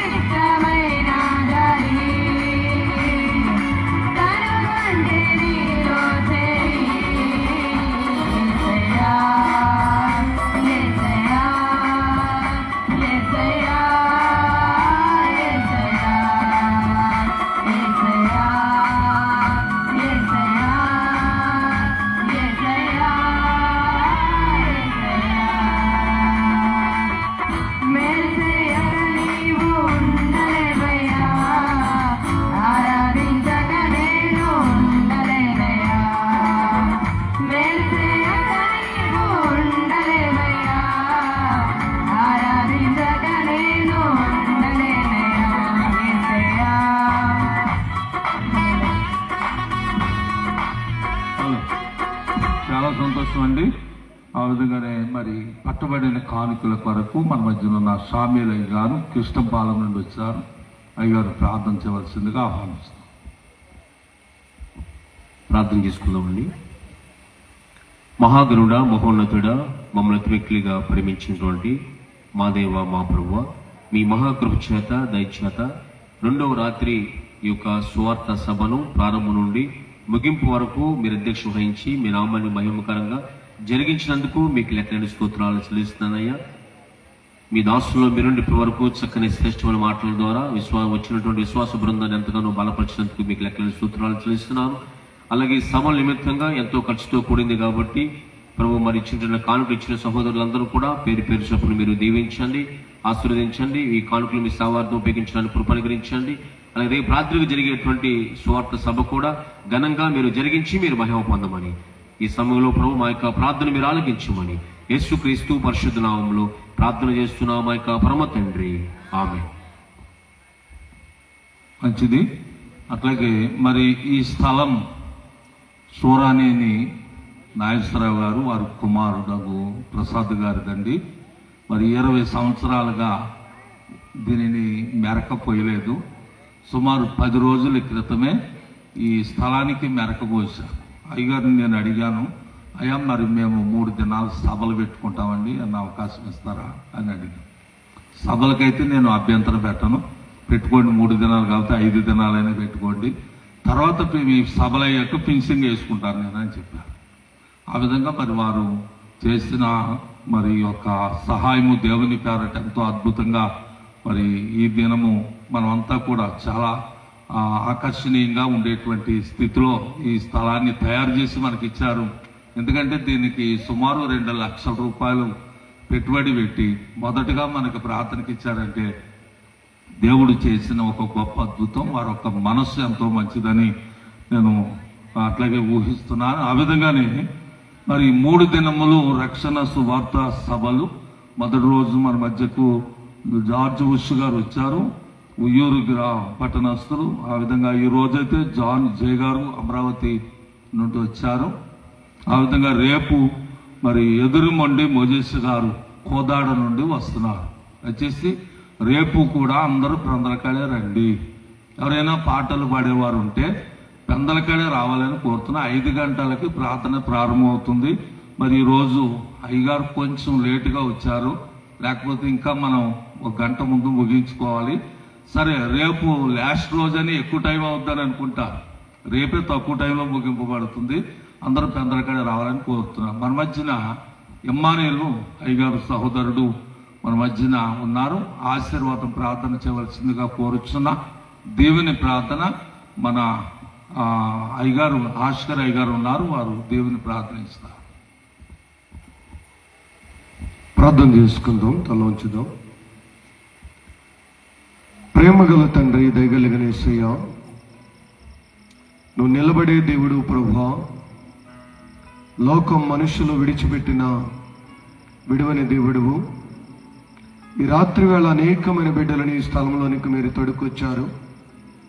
ఏ తల్లి ఏ కష్టంతో, ఏ తండ్రి ఏ దుఃఖంతో ఈ స్థలంలో ఉన్నారో మనుష్యులుగా మేము చూడకపోవచ్చు, కానీ ఆశతో సమాధి దగ్గరికి వచ్చిన మరియతో మాట్లాడిన దేవా, ఈ రాత్రి వేళ జీవము కలిగిన నీ సన్నిధిలోనికి వచ్చిన ప్రతి సహోదరుడిని, ప్రతి సహోదరుని మీరు దీవించండి. వారి మీద ఉన్న ప్రతి బరువైన భారమైన కాడిని యేసు నామములో మీరు విరిచివేయమని అడుగుచున్నాను ప్రభువా. ఈ రాత్రి ప్రతి బిడ్డపై ఉన్న ప్రతి విధమైన బరువైన కాడి నా జరడని యేసు నామములో ఇప్పుడే విరిగిపోవును గాక. ప్రతి బలహీనత నుంచి దేవుడు విడిపించును గాక. ప్రతి వారి దుఃఖము సంతోషకరముగా మారును గాక. ఈ రాత్రి వేళ ఈ స్థలంలో కూడి ఉన్న వారి మైకు శబ్దం ద్వారా దేవుని మాటలు వింటున్న ప్రతి కుటుంబాన్ని దేవుడు రక్షించును గాక. ఈ రక్షణ సువార్త మహాసభల ద్వారా ఈ ప్రాంత ప్రజలను దేవుడు దీవించును గాక. ప్రేమగల తండ్రి, దయగలిగిన యేసయ్య, గుడ్డివాడి కన్నులు తెరిచావు.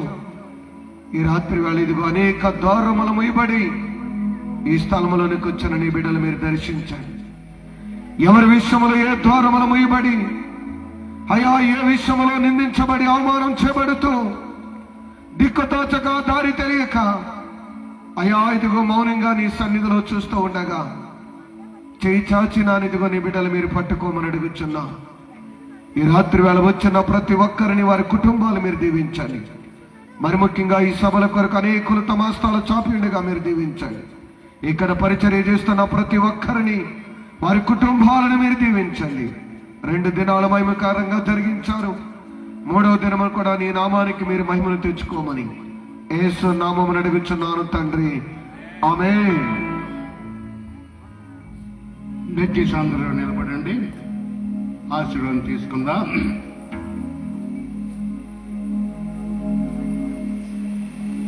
మన తండ్రి అయిన దేవుని యొక్క ప్రేమయు రక్షకుడు కుమారుడైన యేసుక్రీస్తు వారి యొక్క కృప, పరిశుద్ధాత్మ దేవుని యొక్క అన్యోన్య సహవాసము, సహాయము, కాపుదల, భద్రత, దేవుని ఆశీర్వాదము కూడొచ్చిన ప్రతి ఒక్కరికి, సహోదరులకి, యవన సూచన బిడ్డలకి, ఈ రక్షణ సువార్త కూడికలు ఏర్పాటు చేసిన దైవ సేవకురాలు సత్యకుమారి, అలాగే వారి కుమారులు, వారి కుటుంబాలకి, ఈ రాత్రి వాక్యం అందించిన సోదరు రాజా గారికి ఇప్పుడు ఎల్లప్పుడూ సదా తోడైండును గాక.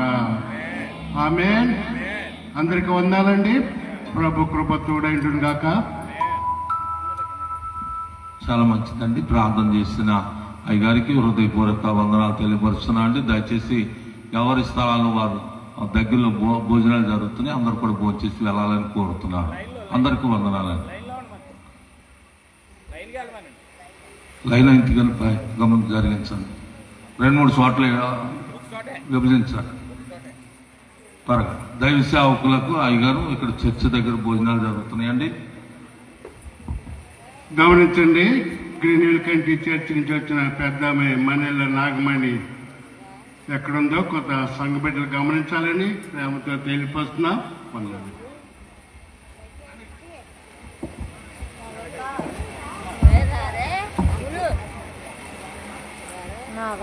సంగతులు గమనించండి, మనేళ్ళ నాగమణి పెద్ద ఆమె.